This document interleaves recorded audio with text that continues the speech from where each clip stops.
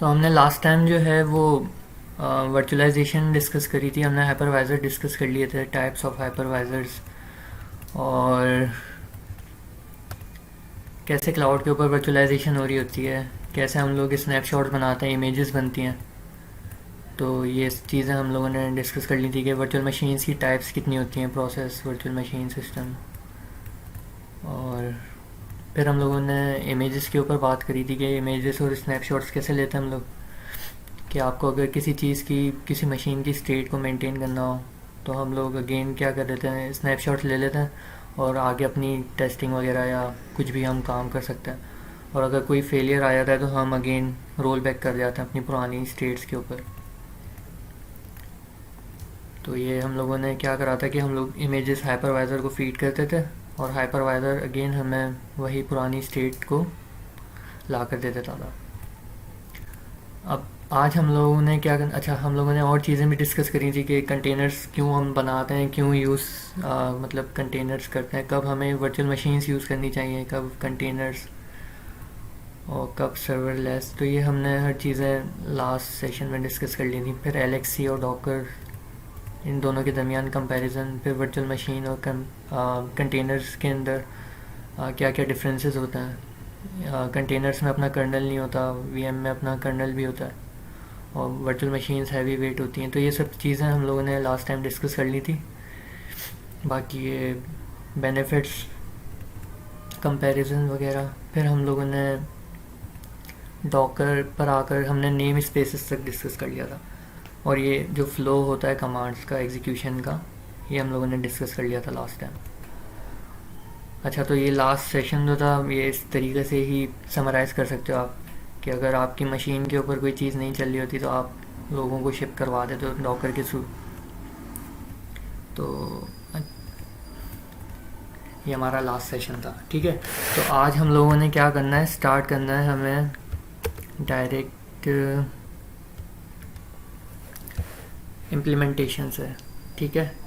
तो सबसे पहले मैं कुछ कमांड्स लिख रहा हूँ यहाँ पर, बेसिक कमांड सारी। कंटेनर्स बनाते कैसे हैं, इमेजेस कैसे पुल करते हैं, और ये जो सारे बेसिक ऑपरेशंस होते हैं ये हम लोग डिस्कस करते हैं। तो सबसे पहले मैं एक कमांड यूज़ कर रहा हूँ, sudo service docker status।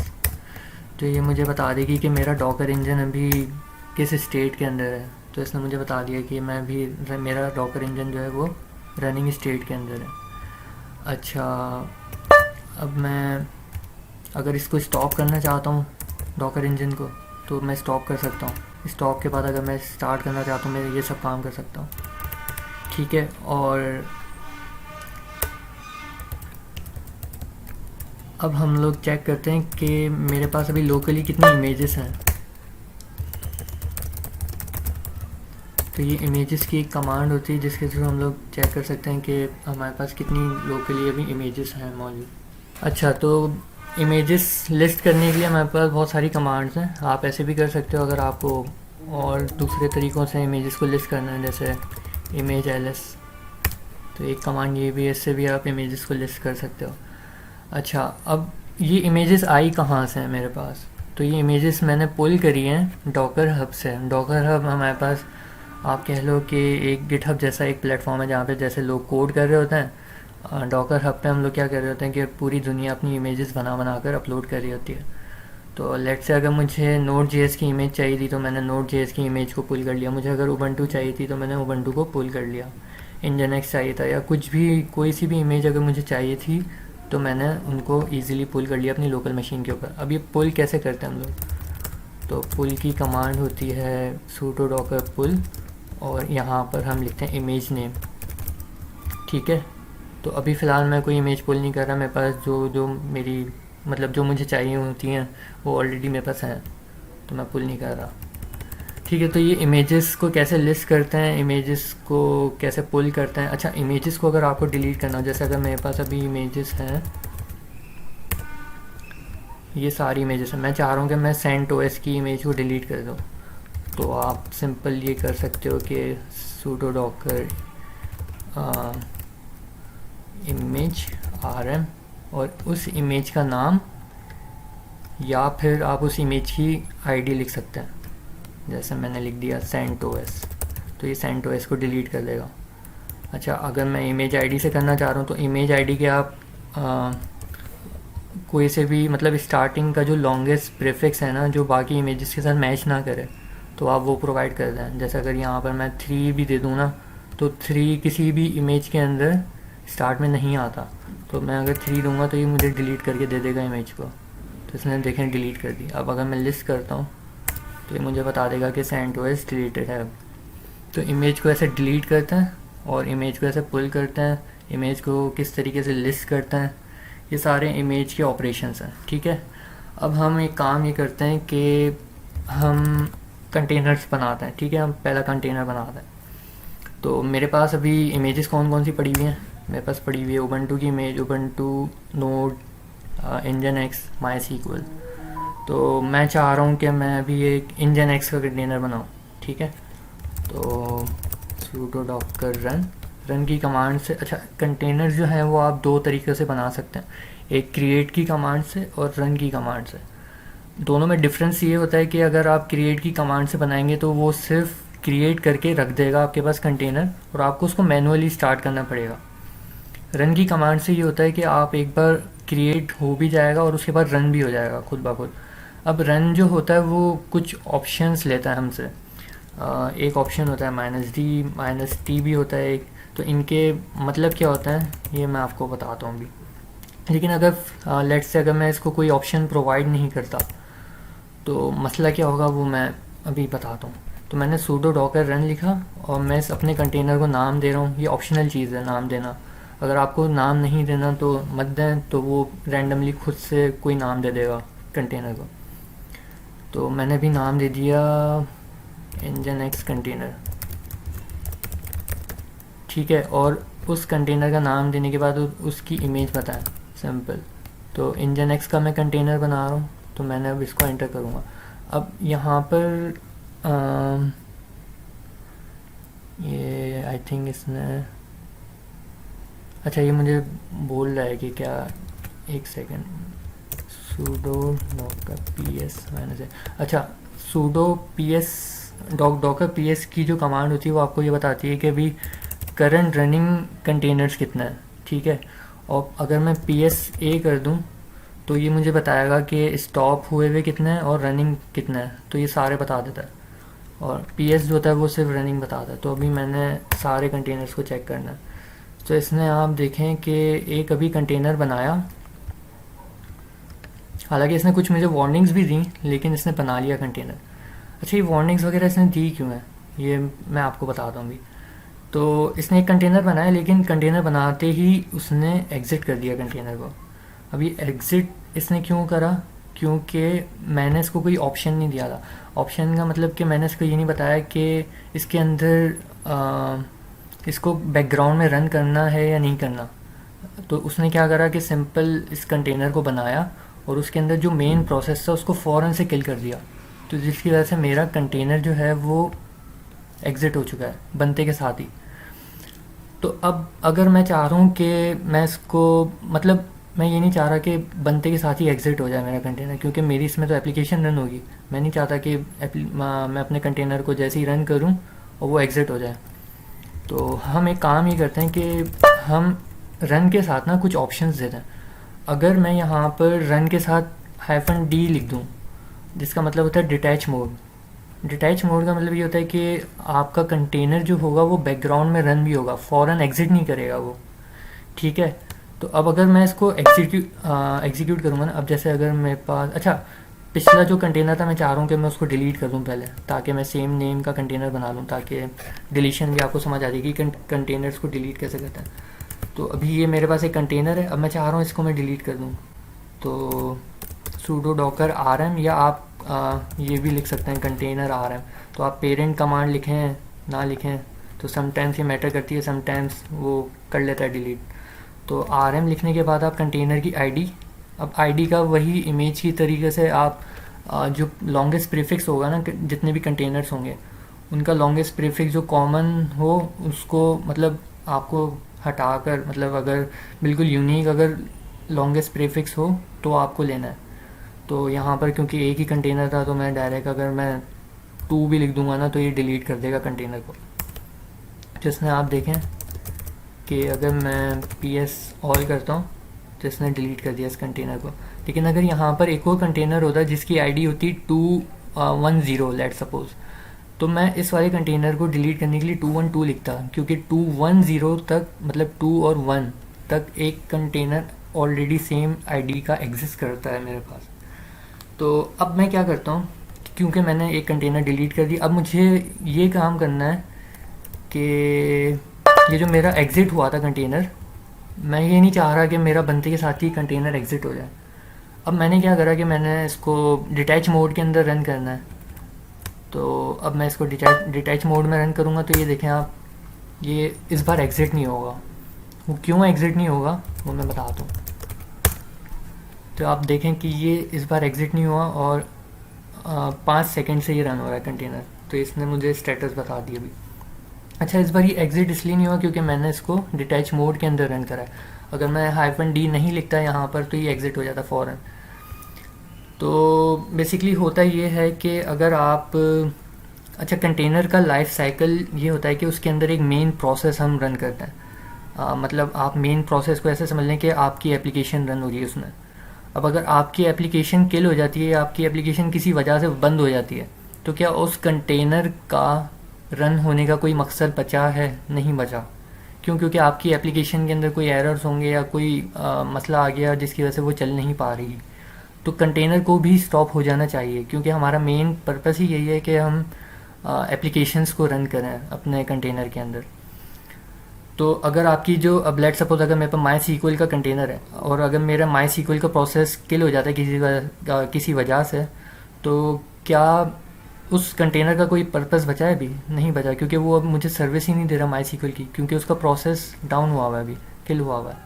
ठीक है, तो हम लोग डिटैच मोड के अंदर इसलिए रन करते हैं ताकि बैकग्राउंड के अंदर रन हो जाए कंटेनर और उसके अंदर एक मेन प्रोसेस। अभी क्योंकि मैंने Nginx की इमेज का कंटेनर बनाया है, तो बेसिकली यहाँ पर क्या हो रहा है कि Nginx का एक मेन प्रोसेस Nginx की इमेज के अंदर, Nginx के कंटेनर के अंदर खुद ब खुद जो है एक Nginx का मेन प्रोसेस जो होता है ना, वो इन्वोक हो जाता है जब भी आप Nginx का कंटेनर बनाते हैं डिटैच मोड में। ठीक है, तो वो उसको ये इंस्ट्रक्ट कर रहा होता है कि आपको एग्जिट नहीं करना। ठीक है, डिटैच मोड में अगर आप चलाओगे तो आपको बैकग्राउंड के अंदर रन करना है और किल नहीं करना मेन प्रोसेस को फ़ौरन से। तो हम जो है वो ऑप्शन इसलिए प्रोवाइड करते हैं डिटैच मोड का। अब एक और चीज़ ये कि अगर मैं एक और कंटेनर बना लूँ, लेट सपोज इस बार मैं बनाता हूँ उबंटू का कंटेनर। मैंने यहाँ पर इमेज लिख दिया उबंटू और Nginx कंटेनर की जगह मैंने यहाँ पर लिख दिया उबंटू कंटेनर। और इस बार मैं सेम अगेन, अगर मैं इसको ऑप्शन ना दूँ तब क्या होगा कि ये फिर से नहीं चलेगा। लेकिन अगर मैं इसको ऑप्शन दे दूँ ना डिटैच मोड का, ये स्टिल नहीं चलेगा। अभी मैं बताता हूँ क्यों नहीं चलेगा।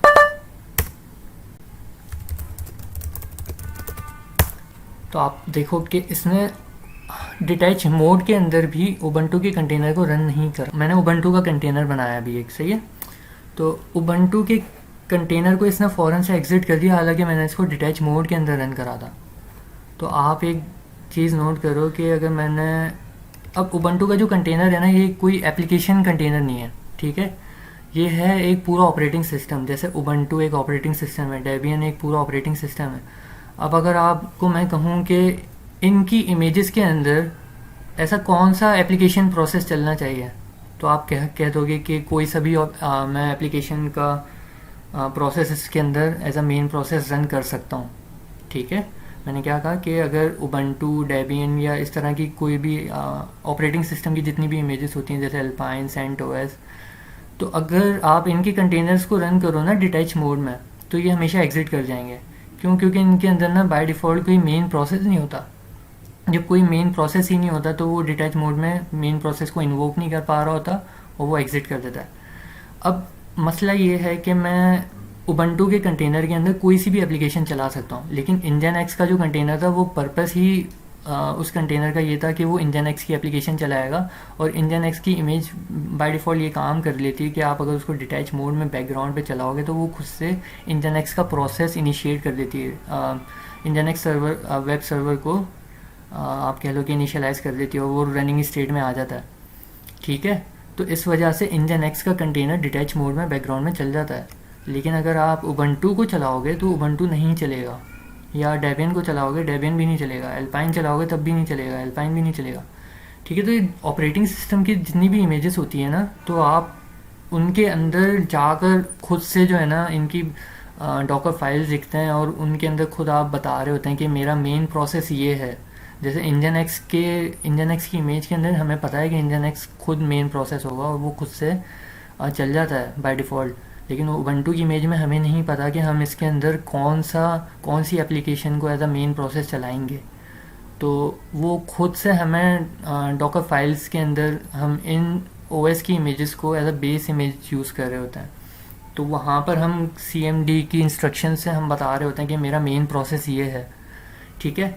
लेकिन अगर मैं इसको चाह रहा हूँ कि मेरा उबंटू का कंटेनर जो है वो चल जाए किसी तरीके से ना, तो मैं एक काम ये करता हूँ कि लेट्स से अगर मैं इसको कहूँ कि स्लीप 50, ठीक है।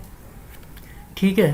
तो अगर मैं चाह रहा हूँ कि मेरा उबंटू का कंटेनर चले नहीं, सॉरी, एग्ज़िट ना हो फ़ौरन, तो मैंने एक काम ये करा कि मैंने उबंटू की इमेज के बाद ना इसको एक इंस्ट्रक्शन दी।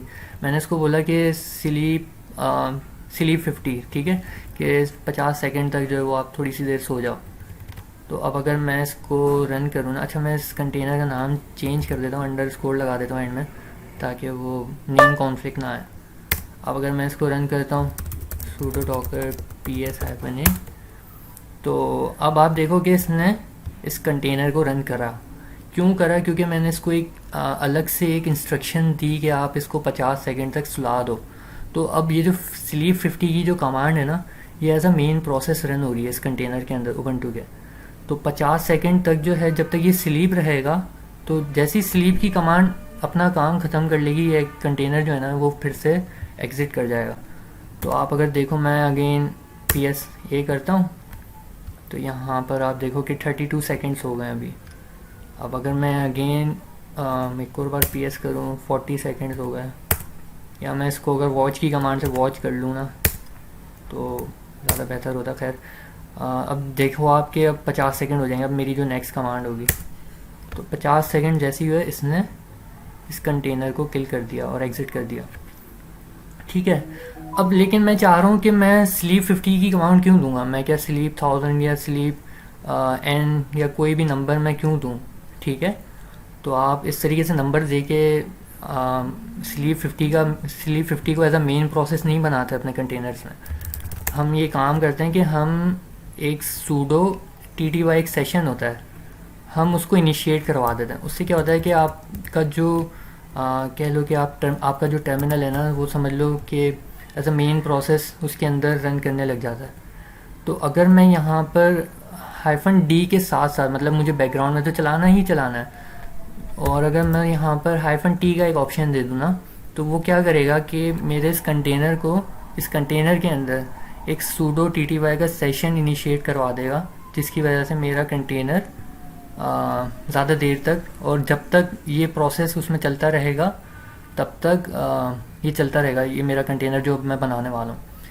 तो -T से क्या होता है कि बेसिकली एक सूडो TTY का एक session as a main process उसके अंदर रन होने लग जाता है। अब ये उस वक्त तक रन होता रहेगा जब तक आप इसको खुद से किल ना करें। ठीक है। तो ये प्रोसेस रन होता रहेगा। अच्छा, मैं इस कंटेनर का नाम अगेन यहाँ पर 2 अंडरस्कोर लगा लेता हूँ ताकि नेम कॉन्फ्लिक्ट ना आए। तो अब अगर मैं इसको एग्जीक्यूट करूँगा तो ये हमेशा के लिए चलता रहेगा, मुझे कोई स्लीप 50 या कोई XYZ कमांड नहीं देनी पड़ेगी। तो मैंने -T लिख दिया, तो उससे क्या हो जाएगा कि एक सूडो का TTY सेशन इनिशिएट हो जाएगा इसमें। अब मैं एंटर करता हूँ, और अगर मैं सूडो PS-A लिखता हूँ, ओ सॉरी, इसे मैंने लिनक्स के प्रोसेसेस को लिस्ट कर दिया। यहाँ पर आएगा डॉकर।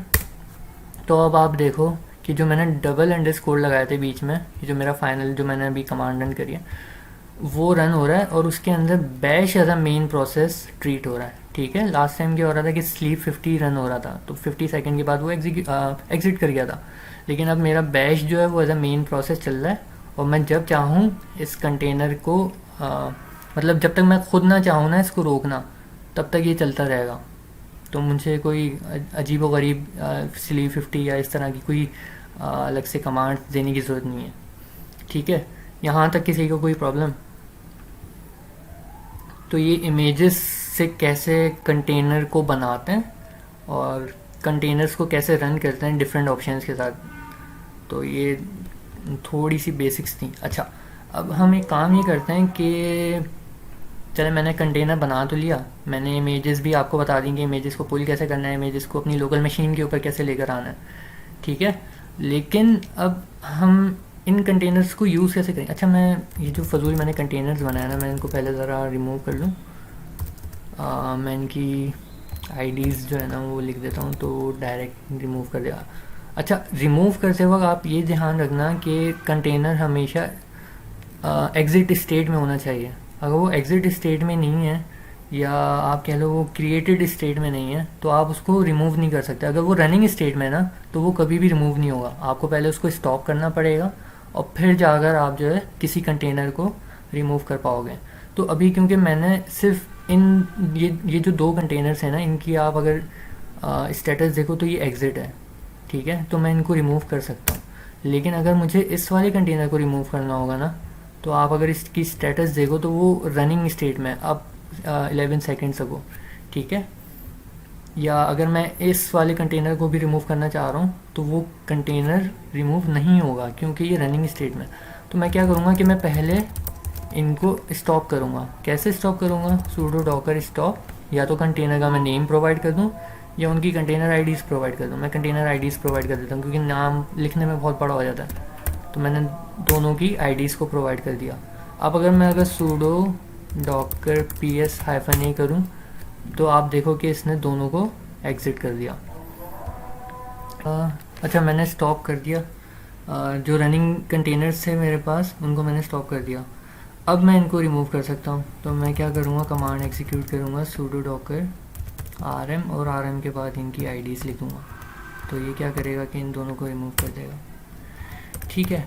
अच्छा, मैंने आपको कंटेनर्स को कैसे डिलीट करना है ये बता दिया, इमेजेस से कैसे कंटेनर बनने सारे ऑप्शंस मैंने बता दिए, कि ऑपरेटिंग सिस्टम्स की इमेजेस के जब आप कंटेनर बना रहे हों तो हमेशा -T का एक फ्लैग यूज़ करें ताकि वो उसको सूडो TTY का एक सेशन बनाए और उसको as a main process treat करें।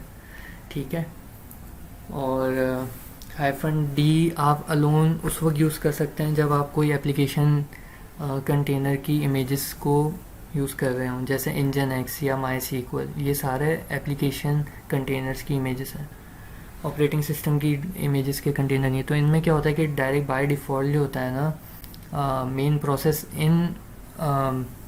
इन सॉफ्टवेयर्स का खुद से चलने लग जाता है मेन प्रोसेस जब आप -D के साथ बैकग्राउंड में रन करते हैं। ठीक है, तो कंटेनर कैसे बनता है? अच्छा, अब हम क्या करते हैं कि जो हमने कंटेनर, अच्छा हम एक काम करते हैं, एक नया कंटेनर बनाते हैं, सूडो डॉकर रन। ठीक है, -T -D, और मैं इसको नाम दे रहा हूँ कि ये मेरा उबंटू कंटेनर है। और अब इस बार ना हम इस कंटेनर के अंदर चलते हैं। ठीक है, तो मैंने इसको नेम दे दिया और नेम के साथ मैंने इसको बता दिया कि उबंटू का कंटेनर मैं बना रहा हूँ। मैंने यहाँ पे इमेज नेम दे दिया। नेम के बाद, अच्छा नेम जो होता है वो ऑप्शनल होता है, अगर मैं इसको नेम देना ना भी चाहूँ ना तो मसला नहीं है, तो ये कंटेनर फिर भी बन जाएगा। ठीक है, अब अगर मैं सूडो डॉकर PS करूँ, अच्छा PS जो होता है वो मुझे सिर्फ रनिंग कंटेनर्स बताता है अभी मेरे पास, क्योंकि सिर्फ एक ही कंटेनर रनिंग है। अगर मेरे पास कोई एग्ज़िट हुए हुए कंटेनर्स होते हैं या स्टॉप हुए हुए कंटेनर्स होते हैं तो ये PS की कमांड जो होती है ना वो सिर्फ रनिंग दिखाती है, वो वाले कंटेनर्स मुझे फिर नहीं दिख रहे होते अगर कोई स्टॉप कंटेनर्स होते हैं मेरे पास। अब हम क्या करते हैं कि मुझे इस कंटेनर के अंदर जाना है। अच्छा, आप देखें कि मैंने इसको जब नाम नहीं दिया तो इसने खुद से एक रैंडम नेम चूज़ कर लिया और इस कंटेनर को असाइन कर दिया। तो अब हम क्या करते हैं, इस कंटेनर के अंदर चलते हैं। तो कंटेनर के अंदर जाने के लिए हम क्या करते हैं कि सूडो डॉकर एग्जैक्ट की एक कमांड होती है, हम उसको यूज़ करते हैं। कंटेनर बनाने के लिए हम कंटेनर रन की कमांड यूज़ करते हैं, लेकिन हम कंटेनर के जब अंदर जा रहे हो तो हम एग्जैक्ट की कमांड को यूज़ करते हैं। अब कंटेनर के अंदर जाते वक्त आपको दो फ्लैग्स देने हैं। दो फ्लैग्स आपको, एक तो -I और T। इसका मतलब ये होता है बेसिकली कि आप कंटेनर के साथ इंटरेक्शन करना चाह रहे हैं। 2 मिनट आप लोग रुक जाएं ज़रा, अजान हो जाए फिर। तो मैंने क्या करा कि मैंने अभी एक उबंटू का कंटेनर बनाया जिसको मैंने कोई नाम वाम नहीं दिया। तो अब हम क्या कर रहे हैं कि हम exec की कमांड को यूज़ कर रहे हैं और इस बार हम कंटेनर के अंदर जाना चाह रहे हैं, हम कंटेनर के साथ इंटरेक्शन करना चाह रहे हैं। तो इसलिए मैंने यहाँ पर -it लिखा हुआ है। ठीक है, तो यहाँ पर आने के बाद ये ऑप्शंस देने के बाद हम यहाँ पर लिखते हैं कंटेनर का नेम। तो कंटेनर का नाम जो भी है या वो लिख दें आप, या कंटेनर की आईडी लिख दें। तो मैंने फ़िलहाल अभी यहाँ पर आईडी लिख दी। और फिर हम जिस शेल के साथ हम इंटरेक्ट करना चाह रहे हैं हम उसका नाम लिखते हैं। तो उबंटू के अंदर बैश भी होता है बाय डिफ़ॉल्ट, sh शेल भी होता है। तो मेरी जो मर्ज़ी मैं वो यूज़ कर सकता हूँ। लेकिन कुछ इमेजेस होती हैं जिनमें सिर्फ़ और सिर्फ sh होता है, या कुछ इमेजेस ऐसी होती हैं जिनमें सिर्फ़ और सिर्फ बैश होता है। तो ये इमेज की डॉक्यूमेंटेशन आपको रीड करनी पड़ेगी खुद से, और डॉकर हब पे आप देख सकते हैं इसके बारे में। तो एल्पाइन एक चीज मैं ऐड करूंगा, सॉरी ताशिक काट रहा हूँ। मोस्टली जो एक कॉमन डिफरेंशिएशन है ना, आपको बैश अगर आप कोई प्रीमेड क्या नाम है इमेज यूज कर रहे हैं, जैसे nginx यूज कर रहे हैं, अगर वो एल्पाइन वर्जन नहीं है, अगर वो एल्पाइन वर्जन है तो वो हम उसके अंदर बैश कभी भी नहीं होगा, क्योंकि alpine is a Linux variant and it does not contain bash. जबकि अगर वो नॉर्मल वेरिएंट है, अगर आप लेटेस्ट इमेज यूज कर रहे हो या आप एल्पाइन के अलावा कोई भी वर्जन यूज कर रहे हो, तो उसके अंदर लाजमी बैश होगा। तो एक कॉमन जो चीज है कि अगर आप एल्पाइन वर्जन यूज कर रहे हो जो कि लाइट वेट होती है डॉकर हब से, तो आप लाजमी तौर पे आपको एसएच का वो यूज करना पड़ेगा, जो कि शेल डिफॉल्ट शेल कहलाता है। जबकि आपको अगर क्या नाम है जो सबसे मिनिमल वेरिएंट होता है लिनक्स के अंदर शेल, जबकि अगर आप वो यूज कर रहे हो, अगर क्या नाम है कोई भी एल्पाइन के अलावा यूज कर रहे हो, तो आप बैश यूज करोगे, जो कि आप एक्सटेंडेड वो होता है, बॉर्न अगेन शेल कहते हैं जिसको, शेल का एक हायर लेवल वर्जन। ठीक है। अच्छा, तो यहाँ पे मैंने सिंपल क्या करा कि मैंने exec की कमांड दी, मैंने उसको ऑप्शन बताया कि मुझे इंटरेक्ट करना है, कंटेनर की आईडी दे दी मैंने, और किस शेल इंटरप्रेटर के साथ मुझे इंटरेक्ट करना है उस शेल का मैंने नाम लिख दिया। तो अब मैं अगर एंटर करूँगा तो मैं कंटेनर के अंदर आ गया हूँ। अब यहाँ पर जो भी पूरा फाइल सिस्टम है वो कंटेनर का फाइल सिस्टम है। यहाँ पर जितनी भी फाइल्स हैं ये मेरे होस्ट ऑपरेटिंग सिस्टम की फ़ाइल्स नहीं हैं। अगर मैं आपको यहाँ पर लेट्स से मैं यहाँ जाऊँ और ये मेरा उबंटू का फ़ाइल सिस्टम है, मेरे होस्ट ऑपरेटिंग सिस्टम का। तो यहाँ पर जो बिन है ना, ये जो बाइनरीज की जो ऑपरेटिंग सिस्टम की फ़ाइल है, ये फ़ाइल और ये वाली बिन की फ़ाइल, ये दोनों डिफरेंट हैं, क्योंकि ये कंटेनर की फ़ाइल है और ये आपके होस्ट ऑपरेटिंग सिस्टम की फ़ाइल है। जैसे हम लोग VMware से वर्चुअलाइजेशन कर रहे होते हैं, वर्चुअल मशीन्स बनाते हैं। वर्चुअल मशीन्स के अंदर भी क्या होता है कि आपको एक पूरा अलग से फ़ाइल सिस्टम मिलता है, आप उसको एक अलग से स्टोरेज एलोकेट करवाते हो, जिसके थ्रू वो अपना खुद से एक फ़ाइल सिस्टम भी बनाता है और उसके पास खुद का अपना इवन कर्नल भी होता है। तो कंटेनर्स के अंदर कर्नल नहीं होता, आपके पास अपना खुद का एक फ़ाइल सिस्टम होता है जो बिल्कुल आइसोलेट होता है आपके होस्ट ऑपरेटिंग सिस्टम के साथ। तो अगर मैं कंटेनर के अंदर कुछ भी काम करूँगा उसका कोई इम्पैक्ट नहीं पड़ पाएगा मेरे होस्ट ऑपरेटिंग सिस्टम के पास। अब अगर लेट्स से अगर मेरे कंटेनर के अंदर कोई मेरी एप्लीकेशन के अंदर या कुछ भी सिक्योरिटी थ्रेड्स वगैरह भी आ जाते हैं अगर, तो उनका इम्पैक्ट जो है वो मेरे होस्ट ओएस के ऊपर नहीं पड़ेगा कभी भी। तो लेट्स से अगर मैं यहाँ पर अभी मैं कहाँ पर हूँ, मैं अभी स्लैश डायरेक्टरी में हूँ कंटेनर की।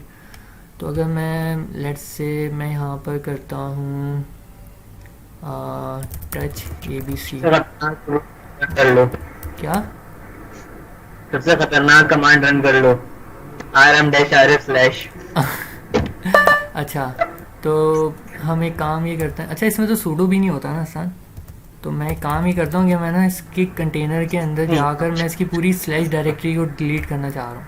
सही है, तो मैंने rm-rf की एक मैंने कमांड दी थी और मैंने इसको बताया कि ये जो पूरी स्लैश है ना, स्लैश के अंदर स्लैश इज़ लाइक जैसे विंडोज़ में C ड्राइव होती है ना, तो स्लैश लिनक्स के अंदर वैसे ही आप कह लो कि एक ऑल्टरनेटिव है। ठीक है, तो आप अगर स्लैश डायरेक्टरी को डिलीट कर दोगे ना तो आपका पूरा ऑपरेटिंग सिस्टम ही डिलीट हो जाएगा लेट्स सपोज। तो आप ये देखो कि इसने मुझे एक वार्निंग भी दी कि it is dangerous to operate recursively on slash. तो मैं एक काम ही करता हूँ कि अगर मैं इसको सूडो लूँगा ना तो आई डोंट थिंक कि सूडो काम करता है यहाँ, देखा। तो मुझे सूडो इंस्टॉल करना पड़ेगा इसमें, तो आई डोंट थिंक कि यहाँ पर ये डिलीट कर पा रहा है ठीक से, ये नहीं डिलीट नहीं नहीं, कर। वो मेरे ख्याल में फ्लैग देना पड़ेगा ऊपर जो बोल रहे हैं ना। हाँ, ये हाइफन आर नहीं यार, आर एफ तो मैंने दिया हुआ है ना। नहीं नहीं, ये रूट जो है। अच्छा ये नो प्रिजर्व रूट, अच्छा हाँ, ये इसने मुझे खुद से एक फ्लैग बताया है। दे रहा हूँ, ये अपनी नॉर्मल शेल में कोई मत कर लेना, बिला वजह हमें आगे बोलोगे हमारा उबंटू हाँ, अगर गड़बड़। आपने ये अपने होस्ट ऑपरेटिंग सिस्टम के अंदर ये कमांड चला दी ना तो आपका पूरा ऑपरेटिंग सिस्टम बर्बाद हो जाएगा, ठीक है।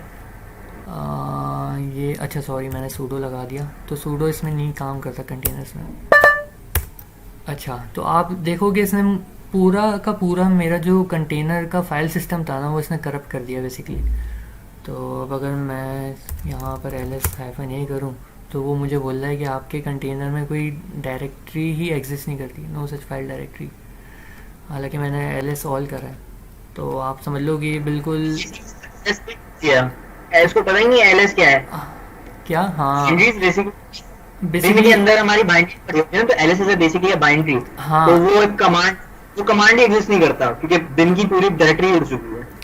अब क्योंकि आपने अपना पूरा बिन की डायरेक्टरी क्या यार, हर चीज़ ही आपने अपना पूरा फाइल सिस्टम ही डिलीट कर दिया है। तो अब लिनक्स जो होती है वो हर चीज़ को एज अ फाइल ट्रीट करती है। मैंने आपको लास्ट सेशन में भी बताया था कि हर चीज़ जो होती है लिनक्स में, इवन आप जो डिवाइसेस यूज़ करते हैं, अगर अपने लैपटॉप के अंदर एक हेडफोन भी प्लग करते हैं या माउस भी प्लग करते हैं ना, तो लिनक्स उसको एज अ फाइल ट्रीट कर रही होती है और उस फाइल का रिकॉर्ड हर चीज़ बना रही होती है।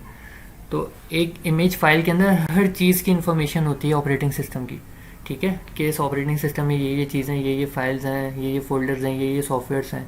इमेज फाइल एक बेसिकली एक रेसिपी की एक रेसिपी की तरह होती है कि एक ऑपरेटिंग सिस्टम को बनाने से पहले उस इमेज को फॉलो किया जाता है। जैसे अगर आप विंडोज़ को इंस्टॉल करने जाए ना तो .iso की एक इमेज होती है। लिनक्स को आप अगर आप अपने हार्डवेयर के ऊपर इंस्टॉल करते हैं तो वहाँ पर जो .iso इमेजेस होती हैं ना, वो इमेजेस फाइल होती हैं।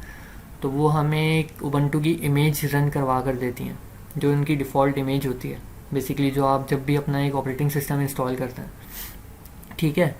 तो ये इमेजेस ही हम हाइपरवाइज़र को अपने देते हैं और वो हमें वर्चुअल मशीन्स बना कर देता है। तो सिमिलरली हम कंटेनर्स कैसे बनाते हैं, हम कंटेनर्स बनाते हैं डॉकर इंजन को इमेजेस देकर। ये जो हमने अपने कंटेनर्स बनाए अभी तक, वो अपनी इमेजेस मैंने दी हैं डॉकर इंजन को कि ये लो मेरी इमेज, इसको देखकर आप इस रेसिपी को आप फॉलो करो बेसिकली, इस कंटेनर की रेसिपी को, और ये कंटेनर मुझे बना कर दो।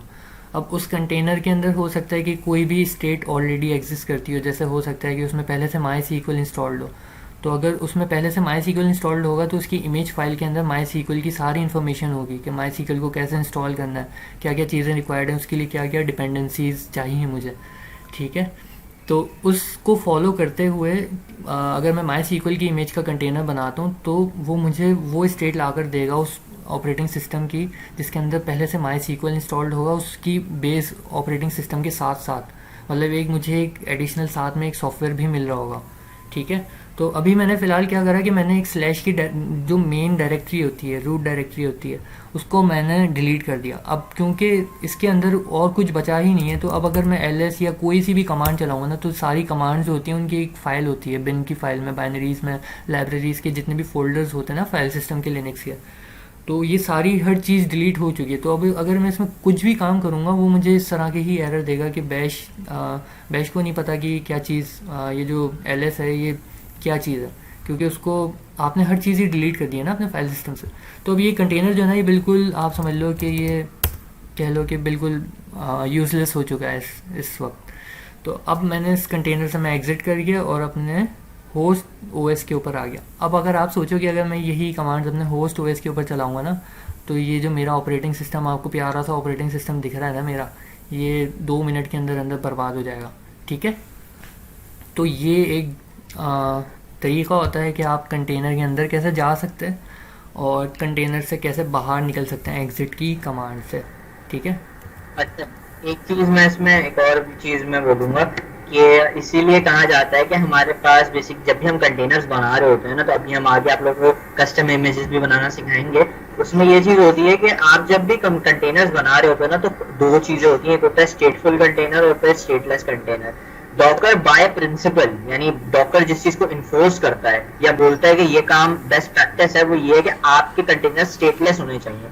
क्यों? क्योंकि अगर कभी भी किसी भी मोमेंट में ऐसी कोई सिनेरियो पेश आए तो आपका डेटा लॉस ना हो। और क्या नाम है, best practice for using images and container है कि कंटेनर्स डिस्पोजेबल होने चाहिए। डिस्पोजेबल का मतलब क्या है कि मैं एक अगर कंटेनर डिलीट करूं, अब जैसे हमने ये कंटेनर था, हमने क्या नाम है स्लैश की डायरेक्टरी सब कुछ उड़ा दिया, अब हम ये कंटेनर स्टॉप करते हैं और वापस से ubuntu की इमेज को स्पिन करेंगे, हमें एक एनवायरनमेंट वही वाला रेप्लिकेटेड एनवायरनमेंट वापस मिल जाएगा। तो इसका मतलब क्या है कि मेरे पास कंटेनर डिस्पोजेबल है, मेरा काम खराब नहीं होगा। अगर मैं फॉर एग्जांपल कंटेनर के अंदर कोई चीज करवाता हूँ तो उससे मेरी इंटायर मेरा जो कंप्लीट एनवायरनमेंट है या मेरी एप्लीकेशन है, कुछ भी कोई भी काम मैं कर रहा हूँ उसमें कोई फर्क नहीं पड़ रहा। तो आपके कंटेनर ज्यादा से ज्यादा स्टेटलेस होने चाहिए। कि यानी ऐसा नहीं है कि उनमें क्या नाम है फाइल्स नहीं होनी चाहिए, या आपके पास क्या नाम है ऐसी चीजें नहीं होनी चाहिए कि जो एक्सटर्नल सोर्सेज से आ रही हैं। आगे कस्टम इमेजेस बनाएंगे उसमें ये भी होगा कि एक फाइल आपकी क्या नाम है लोग होस्ट से इमेज में कैसे जाती है, ऐसा नहीं है। बट उसमें आपको ये चीज को इन्फोर्स करना है या देखना लाजमी है कि उसमें ऐसा ना हो रहा कि भाई किसी तरीके से आपका क्या नाम है किसी भी इवेंट के अकरेंस पे आपका कंटेनर डिस्पोजेबल ना हो सके। तो आप कोशिश करनी है कंटेनर ज्यादा से ज्यादा डिस्पोजेबल होने चाहिए कि अगर मैं डिलीट करके वापस पिन कर दूं तो मुझे वही एनवायरनमेंट उसी फॉर्म में वापस मिल जाए। ये एक चीज है जो आप ये docker as a principle enforce कर रहा था। अच्छा, अभी जो हमने कंटेनर बनाया था जो हमने बिल्कुल उसको यूजलेस कर दिया है। तो अब अगर मैं देखूं तो मेरे पास ये कंटेनर था। अच्छा, आपने एक चीज़ नोट करी कि इसने जब मैंने स्लैश की डायरेक्टरी को जब मैंने डिलीट करा था तो इसने स्टिल मेरा बैश का जो प्रोसेस था ना वो मेरा रनिंग स्टेट में था। वो क्यों था? क्योंकि इस कंटेनर को मैंने रन करते वक्त मैंने बताया था कि मैंने जब -t का एक स्लैश दिया था ना, सॉरी फ्लैग दिया था ना, जब आप देखो यहाँ पर रन करते वक्त ये जो मैंने -t का एक फ्लैग दिया यहाँ पर, वो बेसिकली ये इसको बता रहा है कि इस कंटेनर को उस वक्त तक रन करना है जब तक बैश को मैं खुद से जो है ना किल ना करूं। तो मैंने स्लैश को तो मैंने डिलीट कर दिया, स्लैश मेरे किसी काम का नहीं है। लेकिन अगर मैं उस बैश को चाह रहा हूँ कि मैं मतलब एग्ज़िट करूँ, अगर जैसे ही मैं उस बैश को किल कर देता हूँ ना तो ये मेरा कंटेनर खुद ब खुद एग्ज़िट हो जाएगा। क्योंकि ये बैश की जो कमांड है ना, या बैश जो मेरा इंटरप्रेटर है, शेल जो है मेरा, वो उसमें as a main process run हो रहा है। इस वजह से मेरा कंटेनर ये जो बिल्कुल यूजलेस है ना वो स्टिल अभी रनिंग कंडीशन में है, क्योंकि इसके अंदर bash as a main process run हो रहा है। ठीक है, तो ये थोड़ी बहुत बेसिक्स थी कि कंटेनर्स को कैसे बनाते हैं, इमेजेस। अच्छा, आपने एक और चीज़ नोट करी कि मैंने जिस इमेज से उबंटू की इमेज से ये कंटेनर बनाया था ना, अब मैंने उबंटू को तो मैंने डिस्ट्रॉय कर दिया, मैंने बिल्कुल बर्बाद कर दिया अपने कंटेनर को। लेकिन मैं चाह रहा हूँ कि यार मैं अपनी स्टेट पे जो मेरा इनिशियल फाइल सिस्टम था, मैं अपने उस स्टेट के ऊपर रोल बैक करना चाह रहा हूँ अपनी इमेज के ऊपर।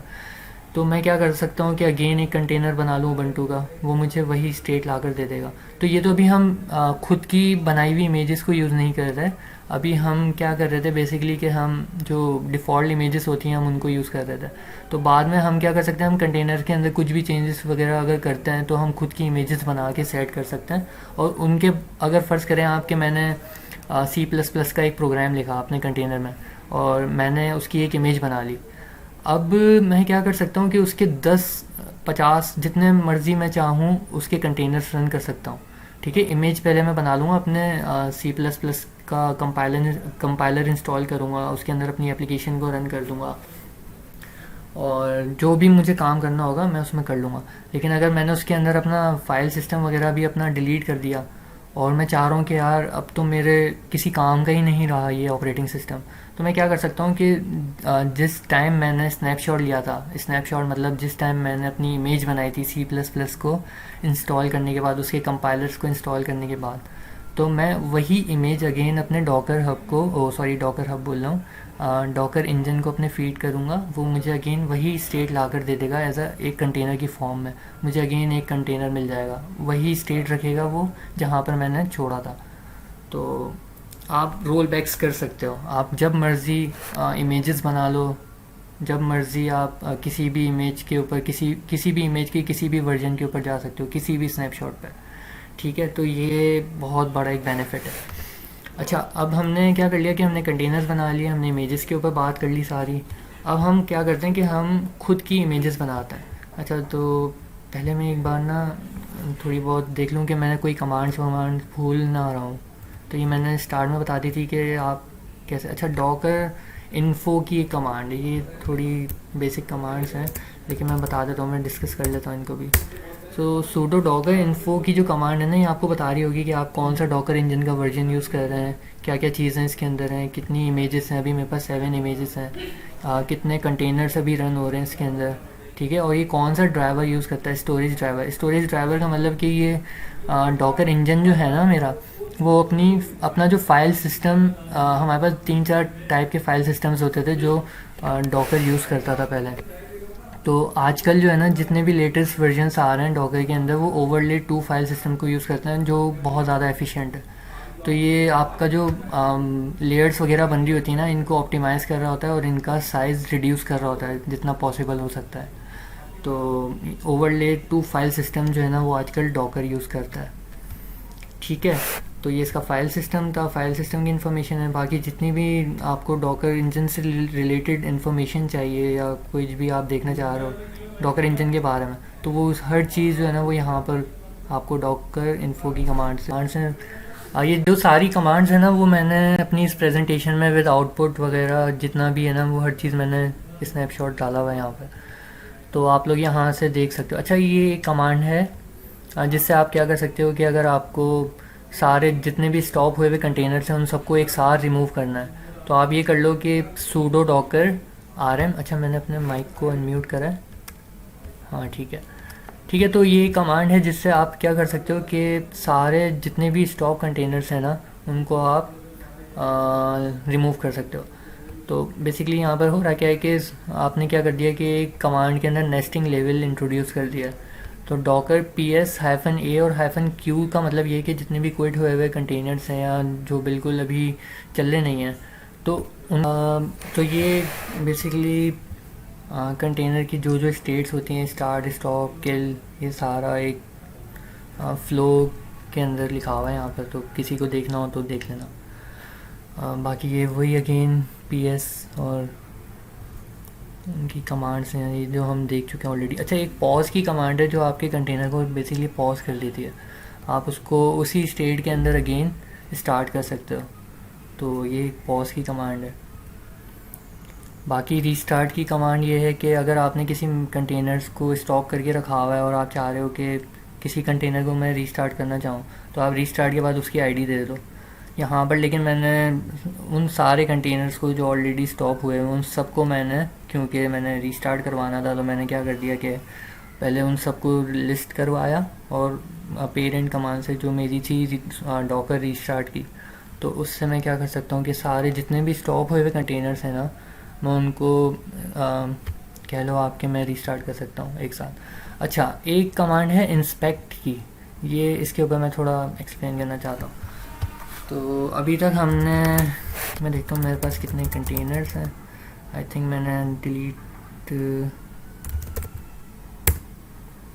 ये जो बिल्कुल यूजलेस कंटेनर हो गया था, खैर इसको हम डिलीट कर देते हैं पहले। sudo docker rm, ओ सॉरी, मैं रिमूव नहीं कर सकता क्योंकि ये अभी रनिंग स्टेट में ना, तो मैं F9 लिख दूँगा इसकी आईडी। अब मैं इसको रिमूव कर दूँगा तो ये रिमूव हो जाएगा कंटेनर। अब मैंने क्या करना है, एक कंटेनर बनाना है लेट्स से इंजन एक्स का। इंजन एक्स जो है ना, इंजन एक्स की इमेज एक ऑपरेटिंग सिस्टम की इमेज नहीं है, मतलब एक आप कह लो कि एक OS बेस्ड इमेज नहीं है। ठीक है, इसके अंदर ऑलरेडी एक इंजन एक्स का प्रोसेस चल रहा होगा, मेन प्रोसेस। अगर मैं इसको बैकग्राउंड में रन करता हूँ तो ये खुद से एक इनिशिएट कर देगा। तो अगर मैं इसमें -t का ऑप्शन ना दूँ ना, तो ये फिर भी चलेगा। ठीक है, अगर मैं इसमें -t का ऑप्शन दे देता हूँ तो उसमें engine X as a main process नहीं चलेगा। इंजन एक्स चलेगा तो ज़रूर, लेकिन एज अ मेन प्रोसेस नहीं चलेगा। फिर इसमें एज अ बैश जो है ना, वो एज अ मेन प्रोसेस चलने लग जाएगा। तो लेकिन मैं नहीं चाह रहा कि मैं बैश को एज अ मेन प्रोसेस चलाऊँ इसमें। तो मैं एक काम ये करता हूँ कि यहाँ पर, अच्छा मैं नाम नहीं दे रहा, मैंने सिर्फ सिंपल इंजन एक्स लिख दिया। तो ये क्या कर देगा, डिटैच मोड में एक कंटेनर बनाएगा इंजन एक्स का और उसको बैकग्राउंड में रन कर देगा। ठीक है, तो sudo docker ps-a, तो इसने एक कंटेनर बनाया। अच्छा मैंने आपको ये मैं एक चीज़ बताता हूँ कि मैंने कंटेनर बनाया तो, लेकिन अब मैं चाह रहा हूँ कि मैं इंजन एक्स को एक्सेस कर पाऊँ। ठीक है, इंजन एक्स बेसिकली कुछ भी नहीं है, इंजन एक्स एक वेब सर्वर होता है। ठीक है, अगर मैं इसको डायग्राम से समझाऊँ फिगर बना के,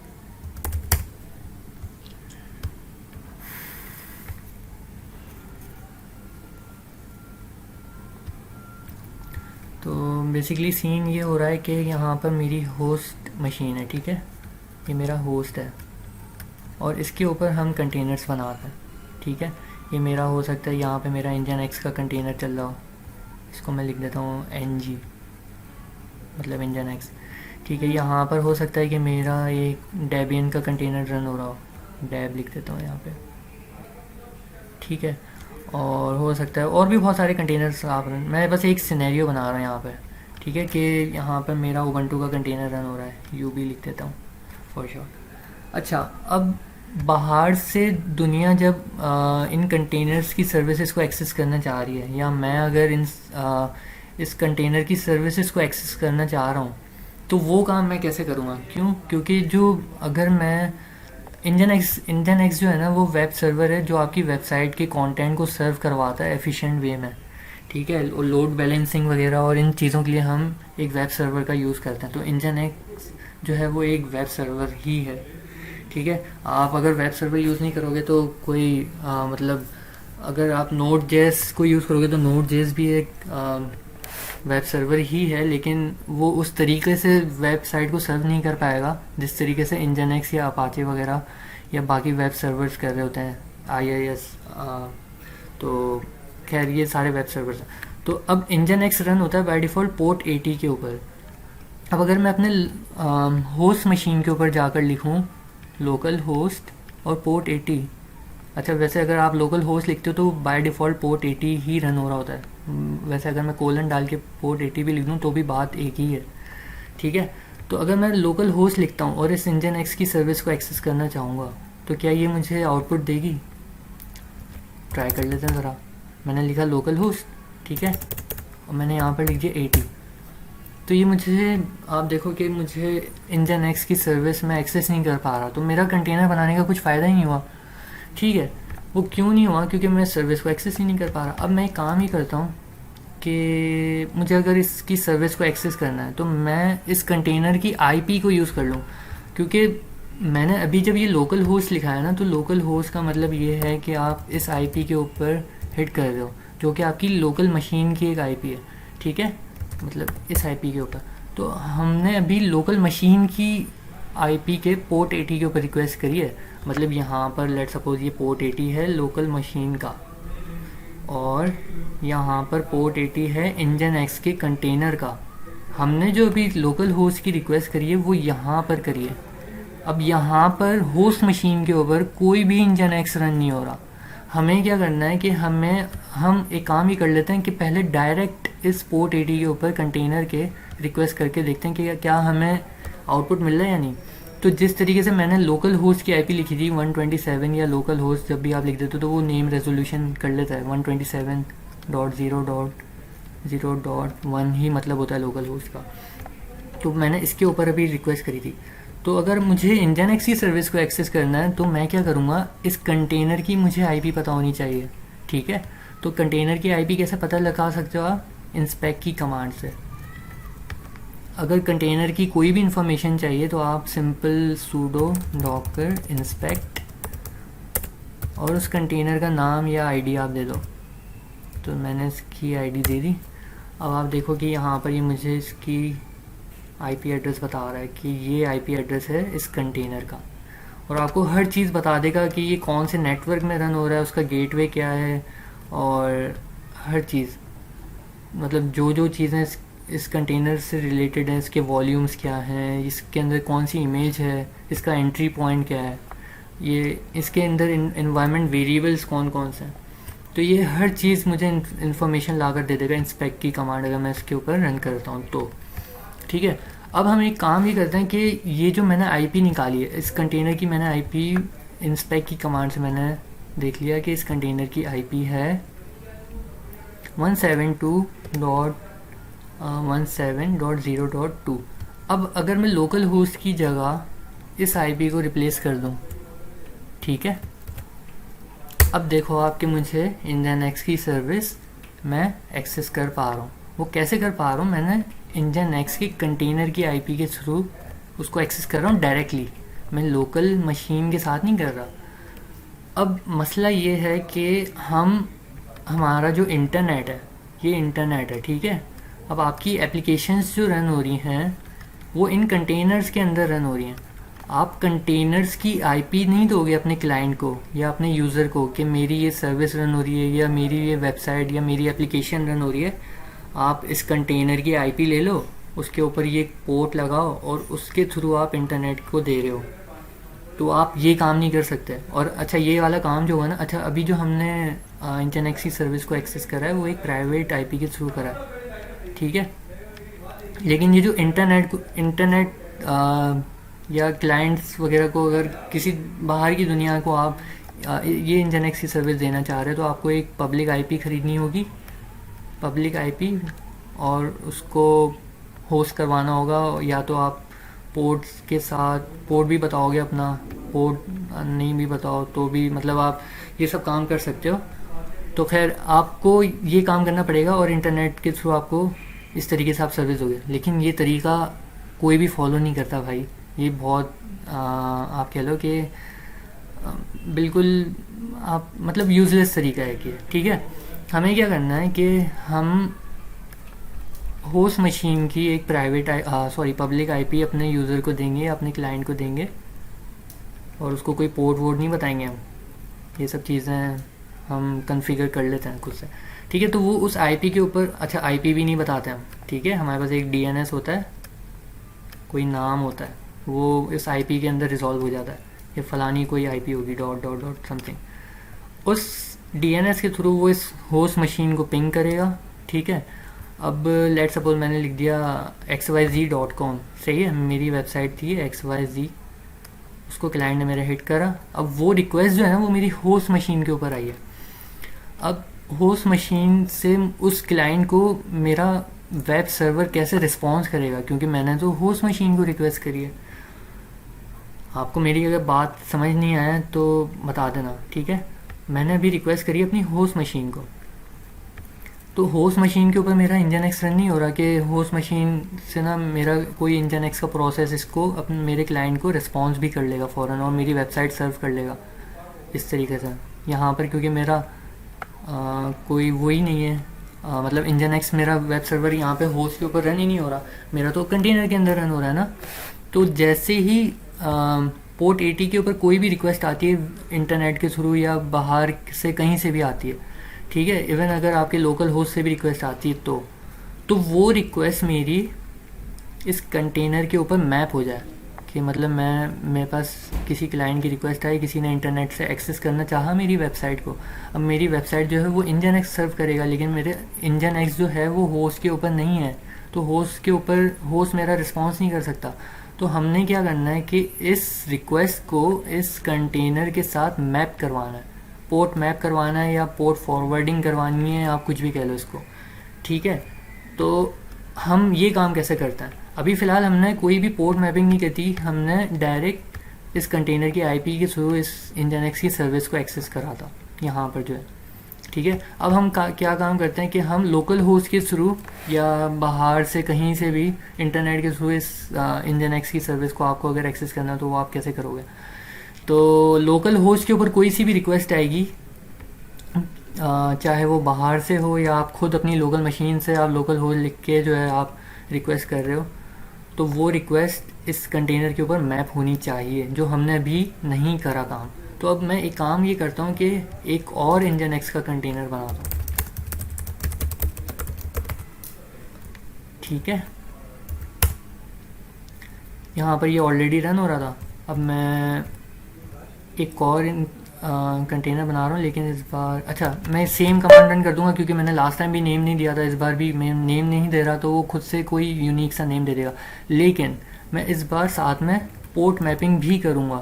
मैं -p का एक फ्लैग दूंगा और मैं साथ में यहाँ पर बताऊँगा कि मेरे होस्ट के इस पोर्ट के ऊपर कोई सी भी रिक्वेस्ट आए, कोलन डालकर मैं यहाँ पर बताऊँगा कि मेरे कंटेनर के अंदर इस पोर्ट के साथ मैप करवा दो उसको, कंटेनर पोर्ट, ठीक है। तो यहाँ पर मैं क्या लिखूँगा, बेसिकली होस्ट के ऊपर, मतलब होस्ट के ऊपर मेरा पोर्ट 80 के ऊपर कोई सी भी रिक्वेस्ट है, उसको मैं मैप करवा रहा हूँ कंटेनर के पोर्ट 80 के साथ। अच्छा मैंने 80 को 80 के साथ कर लिया, आपकी जो मर्ज़ी 1 2 3 4 5 6 7 8 सॉरी पोर्ट की एक रेंज होती है, ठीक है, तो ज़्यादा फ्री नहीं होना मैं। तो आप अगर 8080 लेना चाह रहे हो, कोई सा भी 3000 लेना चाह रहे हो, कोई सा भी पोर्ट आप यूज़ कर सकते हो। लेकिन रिमेंबर आपको 1023 से जितने भी लेसर पोर्ट होता है ना 1023 से, उनको यूज़ करने के लिए आपको सूडो की कमांड के साथ आपको एग्जीक्यूट करना पड़ेगा, वरना वो आपको ये पोर्ट मैप करवाने नहीं देगा, क्योंकि ये स्पेशल पर्पस के लिए यूज़ होता है 1023 से और लेसर के जितने भी पोर्ट्स होता है हमारे पास। तो फ़िलहाल अभी मैं क्या कर रहा हूँ कि मैं इसको 8080 से भी करवा सकता हूँ, लेकिन मैं चाह रहा हूँ कि मैं 8080 के साथ मैप करवा लूँ। तो मैं एंटर करता हूँ, ठीक है। अब पोर्ट 80 के ऊपर कोई सी भी रिक्वेस्ट आएगी ना, तो वो क्या करेगा, इस कंटेनर को फॉरवर्ड करवा देगा, ठीक है। अब हम क्या करते हैं, ब्राउज़र के पास जाते हैं अपने। लास्ट टाइम मैं क्या कर रहा था, ये कंटेनर जो मेरा पहला वाला कंटेनर था उसकी डायरेक्ट आईपी के साथ मैं एक्सेस कर रहा था। इस बार मैं क्या करता हूँ, मैं लोकल होस्ट लिख देता हूँ यहाँ पे। लोकल होस्ट क्या है, ये तो मेरी लोकल मशीन की आईपी है कोई, ठीक है। अच्छा लोकल मशीन के पास आपकी बहुत सारी आईपीज़ होती हैं, एक आपकी प्राइवेट आईपी होती है, एक इंटरनेट से आपको मिली हुई होती है, एक आपने कुछ ख़रीदी हुई होती है। तो आपको अगर हर आईपी के ऊपर आप चाह रहे हो कि इस मशीन की, जो मेरा भी सर्वर है या मेरी लोकल मशीन है, वैसे तो आप होस्ट करोगे ना, तो इस होस्ट के ऊपर कोई सी भी आईपी हो, चाहे वो मेरी प्राइवेट आईपी हो या मेरी इंटरनेट की या मेरी जो ख़रीदी हुई आईपी है, उसके ऊपर अगर कोई भी रिक्वेस्ट आती है, तो मैं अगर सारी आईपीज़ को एक साथ रिप्रेजेंट करना चाह रहा हूँ, तो हम रिप्रेजेंट करते हैं उसको 0.0.0.0 से। उसका मतलब ये होता है कि इस मशीन की जितनी भी आईपीज़ हैं, उनके ऊपर कोई सी भी रिक्वेस्ट है इस एक्स पोर्ट के ऊपर, तो वो फॉरवर्ड करवा दो, ठीक है। अब डॉकर जो होता है ना, वो यही काम करता है कि 0.0.0.0 इसको मैप करवा देता है पोर्ट के साथ। अगर मैं यहाँ पर sudo docker ps-a लिखता हूँ, तो यहाँ पर आप देखो कि इसने मुझे बताया कि मैंने पोर्ट मैपिंग करवाई है 0.0.0.0 की 80 पोर्ट के साथ, मतलब ये होस्ट का पार्ट है मेरा, और कंटेनर के पोर्ट 80 के साथ मैंने इस नए कंटेनर को जो आपने अभी बनाया है उसको मैप करवा दिया। तो चाहे मैं पब्लिक आईपी यूज़ करूं, या मैं लोकल होस्ट की आईपी यूज़ करूं, या चाहे मैं लोकल होस्ट लिखूं, मैं कुछ भी लिखूं इस मशीन के आईपी से रिलेटेड, तो उसका पोर्ट 80 मैप हो जाएगा कंटेनर के पोर्ट 80 के साथ, ठीक है। तो अब हम एक काम ही कर लेते हैं, मैं डायरेक्ट लोकल होस्ट लिख देता हूँ। लोकल होस्ट का मतलब होता है 127.0.0.1:80, ठीक है। तो मैं लोकल होस्ट लिख देता हूँ। तो आप देखो कि ये जो मुझे nginx का रिस्पांस मिल रहा है, ये मुझे नए कंटेनर के साथ मिल रहा है। ये जो मैंने पुराना कंटेनर रन करा था वो मुझे रिस्पांस नहीं दे रहा, लेकिन अब जो मैंने नया कंटेनर रन करा है ना, उसके पोर्ट 80 के ऊपर जो भी रिक्वेस्ट आ रही है वो मैप हुए जा रही है नए कंटेनर की nginx की सर्विस के साथ, और कंटेनर मुझे रिस्पांस दे रहा है, ठीक है। तो ये पोर्ट मैपिंग का एक प्रोसेस होता है। अब सिमिलरली एक और चीज़ होती है वॉल्यूम मैपिंग। अब वॉल्यूम मैपिंग का मतलब ये कि अगर मैं चाह रहा हूँ कोई एप्लीकेशन डेवलप करना, ठीक है, हम एक काम ये करते हैं कि पहले तो मैं इन कंटेनर्स को स्टॉप कर लूँ, यार किसी को कोई fdf, ठीक है, और फिर मैं इनको रिमूव करूँगा rm की कमांड से, सही है। sudo docker ps-a, अब मेरे पास कुछ भी नहीं है। अब हम एक काम ये करते हैं कि यार मुझे कोई एप्लीकेशन डेवलप करनी है, मैं चाह रहा हूँ कि मैं एक बैकएंड डिज़ाइन करूँ, एक पूरा फ्रंट एंड डिज़ाइन करूँ कंटेनर के अंदर, और वो कंटेनर मुझे एक रिस्पांस दे रहा हो, मतलब मेरी एक बैकएंड की सर्विस हो, मेरी एक फ्रंट एंड की सर्विस हो, मेरी एक MySQL की सर्विस हो, तो इस तरीके से मेरी हर सर्विस एक डिफरेंट कंटेनर के अंदर रन हो रही हो और वो आपस में मैप्ड भी हों और मुझे रिस्पॉन्स भी मिल रहा हो मेरी मतलब सारे कंटेनर्स एक एज अ यूनिट काम कर रहे हैं, एक एज अ सिंगल यूनिट, ठीक है, और वो मेरी एक वेबसाइट को रन कर रहे हो, मेरी एप्लीकेशन को रन कर रहे हो। खैर उसके ऊपर ये हम काम करेंगे अभी, लेकिन हम अभी एक काम ये करते हैं कि पहले सिंपल मैं लेट्स से कि मैं चाह रहा हूँ कि मैं एक C++ की एक एप्लीकेशन डेवलप करना चाह रहा हूँ, ठीक है। तो मैं क्या काम करता हूँ कि एक उबंटू का एक कंटेनर बना लेते हैं, ठीक है, sudo docker। तो खैर अभी हम फ़िलहाल मैं बेस इमेजेस यूज़ कर रहा था जैसे nginx MySQL वगैरह। तो खैर अभी MySQL के ऊपर भी आता है, लेकिन अभी मैं चाह रहा हूँ, मैं चीज़ों को सिंपल रखना चाह रहा हूँ। मैं चाह रहा हूँ कि एक C++ की एप्लीकेशन अगर मुझे डेवलप करनी है, क्योंकि लोगों ने C++ तो पढ़ी हुई होती है ना, तो मैं उससे एक्सप्लेन करना चाह रहा हूँ, तो वो ज़्यादा बेहतर रहेगा, ठीक है। तो मैंने कमांड रन करनी है, उबंटू का एक कंटेनर बनाना था, ठीक है। तो उबंटू का अगर मुझे कंटेनर बनाना है तो मैं -d अगर दूंगा तो वो मेरा बनते के साथ ही एग्जिट कर जाएगा। क्यों? क्योंकि उसके अंदर बाय डिफ़ॉल्ट कोई मेन प्रोसेस नहीं होता, ठीक है, क्योंकि वो एक ऑपरेटिंग सिस्टम की इमेज है। ऑपरेटिंग सिस्टम की इमेज का मतलब ये कि उसके अंदर मैं जाकर कोई भी काम कर सकता हूँ ना। मैं उसमें C++ की एप्लीकेशन भी लिख सकता हूँ, मैं उसमें Node.js की एप्लीकेशन लिख सकता हूँ, मैं उसमें PHP भी कर सकता हूँ, मैं कुछ भी काम कर सकता हूँ बेस OS के इमेज के अंदर जाकर, ठीक है। तो उनके अंदर बाय डिफ़ॉल्ट कोई मेन प्रोसेस रन नहीं होता। अब जैसे Nginx की इमेज है, Nginx की इमेज के अंदर बेस इमेज कोई ना कोई तो होगी, जैसे उबंटू भी हो सकती है, अल्पाइन भी हो सकती है, कोई सा भी बेस OS हो सकता है, लेकिन उसके अंदर एक Nginx का एक आप कह लो कि एक सॉफ्टवेयर है और वो उसमें as a main process run हो रहा होता है। तो बाय डिफ़ॉल्ट Nginx की इमेज के अंदर मेन प्रोसेस Nginx होता है, जो खुद ब खुद इन्वोक हो जाता है आप जब भी बैकग्राउंड में उसको उसके कंटेनर को रन करते हो। खैर, लेकिन आप क्योंकि अभी OS की इमेज मैं उबंटू की इमेज बना रहा हूँ, तो मैंने यहाँ पर -t का एक फ्लैग दे दिया, जिससे क्या होगा कि bash as a main process run होने लग जाएगा, ठीक है। अब मैं ये काम ये करता हूँ कि sudo docker, अच्छा सॉरी, तो मैं यहाँ पर उबंटू लिख देता हूँ। मैं नाम वाम नहीं दे रहा अब इमेजेस को, ओ सॉरी कंटेनर्स को। तो इसने एक कंटेनर बना लिया। अब sudo docker ps-a, तो ये कंटेनर रन है मेरा। अब मैं चाह रहा हूँ इस कंटेनर के अंदर जाऊँ और कोई डेवलपमेंट करूँ, तो वो मैं काम कैसे करूँगा? क्योंकि अभी तक तो हम शेल के अंदर हैं, शेल के अंदर मैं डेवलपमेंट थोड़ी करूँगा, मैं तो मुझे तो अपने कोड एडिटर के ऊपर डेवलपमेंट करनी है ना। तो हम कंटेनर के अंदर जाएं और फिर कोड एडिटर के अंदर कोई क्या नाम है, कोई काम वाम करें। अच्छा खैर, मैंने एक चीज़ यहाँ पे मिस कर दी कि मैंने वॉल्यूम मैपिंग नहीं करी।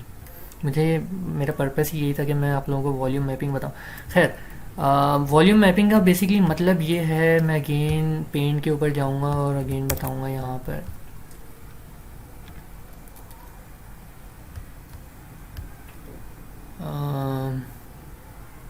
इसको एक बार रिफ्रेश ही कर लेते हैं ताकि क्लियर हो जाए, सही है।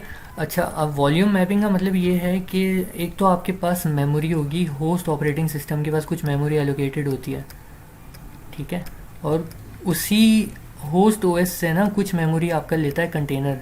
कंटेनर को रन होने के लिए कुछ मेमोरी चाहिए होती है ना, तो वो होस्ट ओएस से ही ले रहा होता है। और यहाँ पे बीच में आपका डॉकर इंजन होता है, जो होस्ट से आपको आपके कंटेनर्स को मेमोरी वगैरह या रिसोर्सेज एलोकेट करवाता है। तो यहाँ पर अब मेरा एक कंटेनर है ना, उसको कुछ मेमोरी चाहिए होगी रन होने के लिए।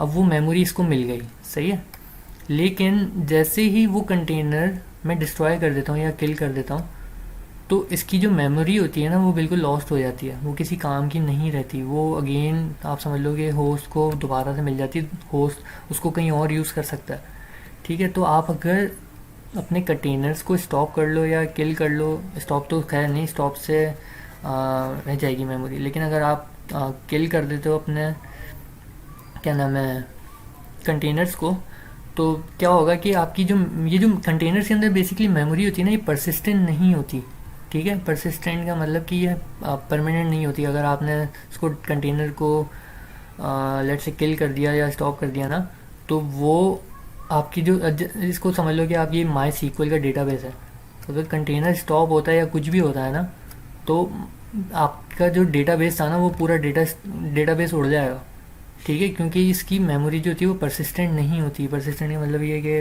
हमेशा के लिए आप मतलब परमानेंट नहीं होती बेसिकली, ठीक है।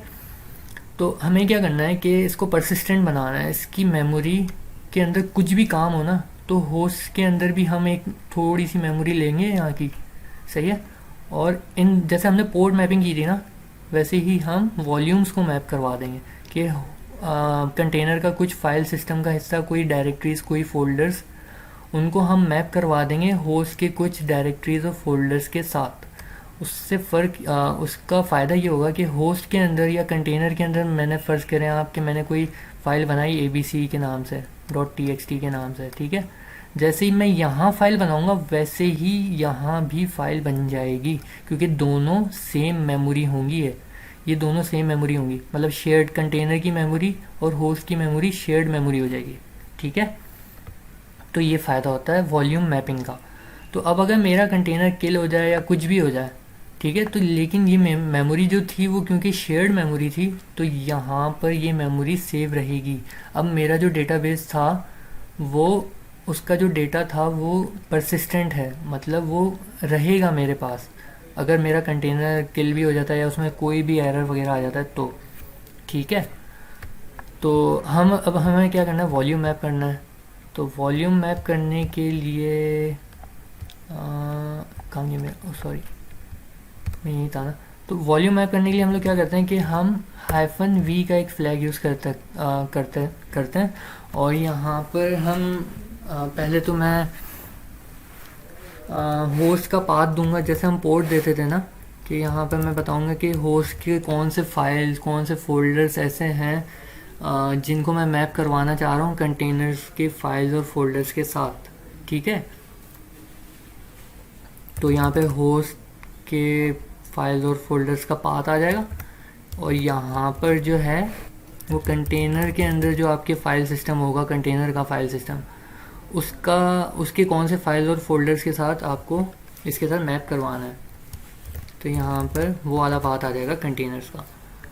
अब हमें क्या करना है कि अच्छा, मैं अभी क्योंकि होस्ट पर हूँ ना, तो मैं होस्ट के अंदर ना मैं चाह रहा हूँ कि मेरा डेस्कटॉप के ऊपर एक वो बने, क्या नाम है, फ़ोल्डर बने, और वो मेरा मैप हो जाए इस कंटेनर के किसी XYZ फ़ोल्डर के साथ। तो खैर अभी आपको, अच्छा एक काम करते हैं, इस कमांड को ना कमेंट कर देते हैं। अभी मैं कहाँ पर खड़ा हूँ, मैं डेस्कटॉप पे खड़ा हूँ। अब डेस्कटॉप का पाथ मेरा ये है, मैं चाह रहा हूँ कि मैं फुल पाथ देकर सिखा दूँ आपको। तो अभी मेरा डेस्कटॉप का पाथ ये है। तो यहाँ पर मैं जाऊँगा और यहाँ पर लेट्स से मैंने डेस्कटॉप के अंदर मैंने एक फ़ोल्डर बनाया है टेस्ट के नाम से। अब ये जो टेस्ट का फ़ोल्डर है ना, इसके अंदर कुछ भी मैं चेंजेस करूँगा वो कंटेनर्स के अंदर भी रिफ़्लेक्ट होंगी, क्योंकि ये मेमोरी अब शेयर्ड मेमोरी हो जाएगी। मतलब टेस्ट का फ़ोल्डर कंटेनर भी यूज़ कर रहा होगा और मेरा होस्ट भी यूज़ कर रहा होगा। मतलब बेसिकली एक आप समझ लो C++ में पॉइंटर्स पढ़े हुए ना आपने, तो पॉइंटर्स अगर सेम मेमोरी को पॉइंट करें, अगर मैं एक पॉइंटर के इंस्टेंस को डिलीट भी कर दूं और दूसरा पॉइंटर सेम मेमोरी को पॉइंट कर रहा हो, तो आप उसके अंदर फिर भी चेंजेस कर सकते हो ना, ठीक है। तो ये वही वाला सीन है।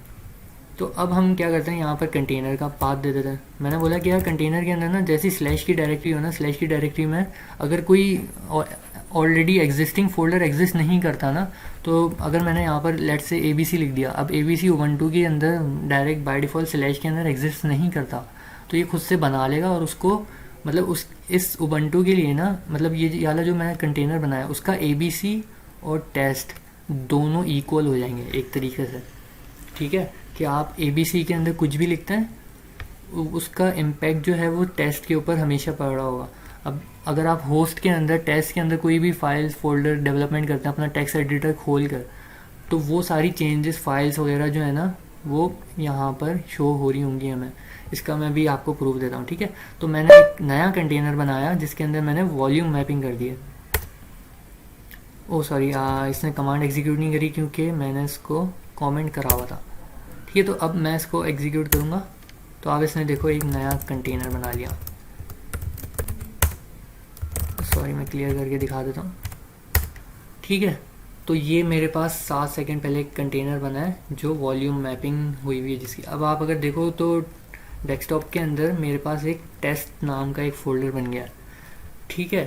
अब इस टेस्ट के अंदर अगर लेट से मैं कुछ भी लिखता हूँ, अभी ये एम्प्टी है बाय डिफ़ॉल्ट, ठीक है। अभी हमने क्योंकि बिल्कुल नया फ़ोल्डर बनाया ना, ये खुद से इसने बना लिया, क्योंकि ये एग्जिस्ट नहीं करता था। तो मैंने जब पाथ दिया ना इसको, होस्ट का जब मैंने पाथ बताया था इस कमांड में, तो डेस्कटॉप के अंदर कोई टेस्ट नाम से एग्जिस्ट नहीं करता था, तो इसने बना लिया। अब सिमिलरली कंटेनर के स्लैश के अंदर एबीसी नाम का कोई फोल्डर एग्जिस्ट नहीं करता, लेकिन ये इसने बनाया हुआ होगा।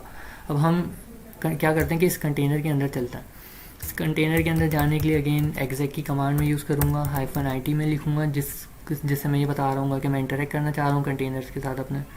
फिर मैं यहाँ पर उस कंटेनर का नाम लिखूँगा जिसके साथ मुझे इंटरेक्ट करना है। मैंने लिखा B6B और यहाँ पर मैं लिख दूँगा बैश, ठीक है। अब मैं आ गया हूँ कंटेनर के अंदर। अब आप देखो मैं बाय डिफ़ॉल्ट आता हूँ स्लैश की डायरेक्टरी में। अगर आपको यकीन नहीं आ रहा हो PWD कर लेना, तो यह देख लो आप, प्रेजेंट वर्किंग डायरेक्टरी, ठीक है। अब मैं यहाँ पर आगे अगर ls करता हूँ तो इसने मुझे, आप देखो कि एक abc नाम की एक डायरेक्टरी इसने खुद बनाई है। कंटेनर जब बन रहा होगा तो इसने खुद से एक बना ली थी वॉल्यूम मैप करवाने के लिए।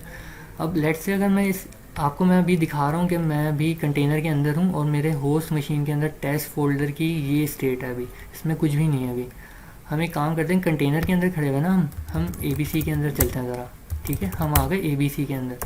हम यहाँ पर आकर एक टेस्ट डॉट, लेट से मैंने बनाया हेलो वर्ल्ड डॉट cpp के नाम से एक, मैंने क्या करा कि मैंने एक फ़ाइल बना ली। अब मैंने वो फाइल बनाई है कहाँ पर, कंटेनर के abc फोल्डर के अंदर, ठीक है। अब मैं ज़रा देखता हूँ कि टेस्ट के अंदर क्या होता है। टेस्ट के अंदर आप आओ तो यहाँ पर भी वो फाइल बन गई। वो क्यों बनी है, क्योंकि आपने वॉल्यूम मैपिंग की हुई है दोनों चीज़ों की। तो आप जो भी काम, अच्छा अगर मैं चाह रहा हूँ कि मैं यहाँ पर फाइल बनाऊँ, अच्छा अभी आप देखो ना ls करो तो आपको यहाँ पर दिखेगा hello world डॉट cpp। मैं चाह रहा हूँ मैं यहाँ पर ज़रा फाइल बना लेता हूँ एक, या कोई फोल्डर बना लेता हूँ। तो मैंने यहाँ पे होस्ट के ऊपर अपना टर्मिनल खोला, मैं यहाँ पर टच लिख लेता हूँ और मैं लिख लेता हूँ host.txt के नाम से मैंने एक फ़ाइल बना ली, ठीक है। सॉरी, ये परमिशन डिनाइड इसलिए बोल रहा है क्योंकि ये वॉल्यूम मैप तो आवा ना, तो मुझे सूडो की कमांड यूज़ करनी पड़ेगी, ठीक है। तो आप देखो कि इसने होस्ट नाम से एक फ़ाइल बना ली। अब क्या ये जो फाइल है ये मेरे कंटेनर में होगी? हाँ होगी। तो आप देखो कि यहाँ पर इसने होस्ट भी बना ली।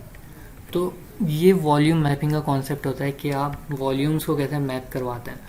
अब सिमिलरली आप लेट सपोज़ कि यहाँ पर आपकी बहुत बड़ी कोई एप्लीकेशन रन हो रही है, आपकी रिएक्ट की एप्लीकेशन रन हो रही है या C++ की एप्लीकेशन रन हो रही है। आप सारी डेवलपमेंट अपनी यहाँ पर करो, ठीक है। आप कह लो कि ये आपका क्या है, लेट से ये बैक एंड का फोल्डर है आपका, या फ्रंट एंड का फोल्डर है, या इसमें आपका डेटाबेस पड़ा हुआ है। आप अब MySQL की भी कंटेनर्स बनाकर उनको इस तरीके से मैप करवा सकते हो, ठीक है।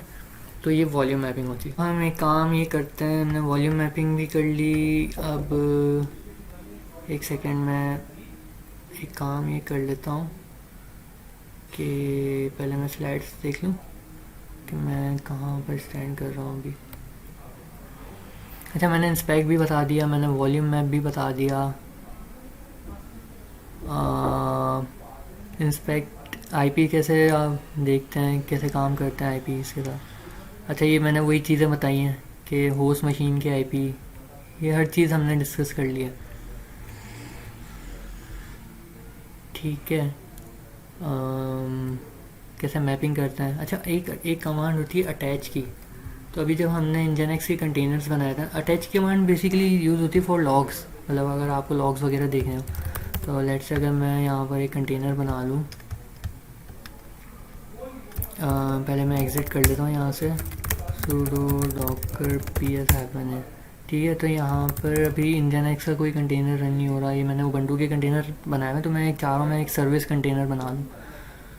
तो sudo docker रन और -d और nginx, ठीक है। तो अब सॉरी, मैंने इसको पोर्ट मैप नहीं करा ना, तो मैं इसको पोर्ट मैप भी कर देता हूँ। एक नया कंटेनर बन जाएगा 80 को 80 के साथ, ठीक है। तो बेसिकली मैं इस कमांड में, हाँ, अटैच बताना चाह रहा था ना। तो मैंने पोर्ट 80 को 80 के साथ मैप कर दिया। अब मैं क्या करता हूँ, ये जो मैंने नया कंटेनर बनाया ना, sudo docker ps -a, ये जो मेरा नया कंटेनर बना है 5 सेकंड पहले, मैं चाह रहा हूँ कि मैं इसके लॉग्स देखूँ कि इसके अंदर क्या एक्टिविटीज़ हो रही हैं। तो मैं लेकिन उस कंटेनर के अंदर नहीं जाना चाह रहा, मैं चाह रहा हूँ कि मैं होस्ट के ऊपर बैठा रहूँ और मैं चेक कर लूँ कि मेरे कंटेनर के अंदर क्या एक्टिविटीज़ हो रही हैं। तो मैंने चेक करने के लिए मैंने लिखा sudo docker attach, और यहाँ पर मैं उस कंटेनर की आईडी दे दूँगा, जैसे 1BA0, लेट्स सपोज कोई, मतलब आपको जहाँ तक देनी है दे सकते हो, ठीक है। उसके बाद मैं एंटर कर दूँगा। अब यहाँ पर आप देखोगे इसने मुझे कंटेनर के साथ इंटरेक्ट नहीं करवाया, कुछ भी नहीं करवाया। तो अभी मैं अपने होस्ट के साथ ही खड़ा हूँ, ठीक है। अब मैं एक काम ही करता हूँ कि लोकल होस्ट के ऊपर हिट करता हूँ और मैं देखता हूँ कि क्या होता है। ये मैंने पुराने टैब्स अपने काट लिए। अब लोकल होस्ट के ऊपर जैसे ही मैं हिट करूँगा पोर्ट 80 के ऊपर, अभी क्योंकि मैंने पोर्ट मैपिंग करवाई हुई है ना, इस वजह से, अगर मैं पोर्ट मैपिंग नहीं करवाता तो मैं इंजन एक्सी सर्विस को एक्सेस नहीं कर पा रहा होता। तो मैंने जैसे ही एंटर करा, मैंने इंजन एक्सी सर्विस को एक्सेस करा। अब मैं जाऊँ अगर अपने टर्मिनल के ऊपर जहाँ पे मैंने अटैच करवाया था, ओ सॉरी, मैंने एंटर नहीं करा, एक सेकेंड। इसने मुझे रिस्पॉन्स, मैंने कौन से कंटेनर की आईपी डाली है,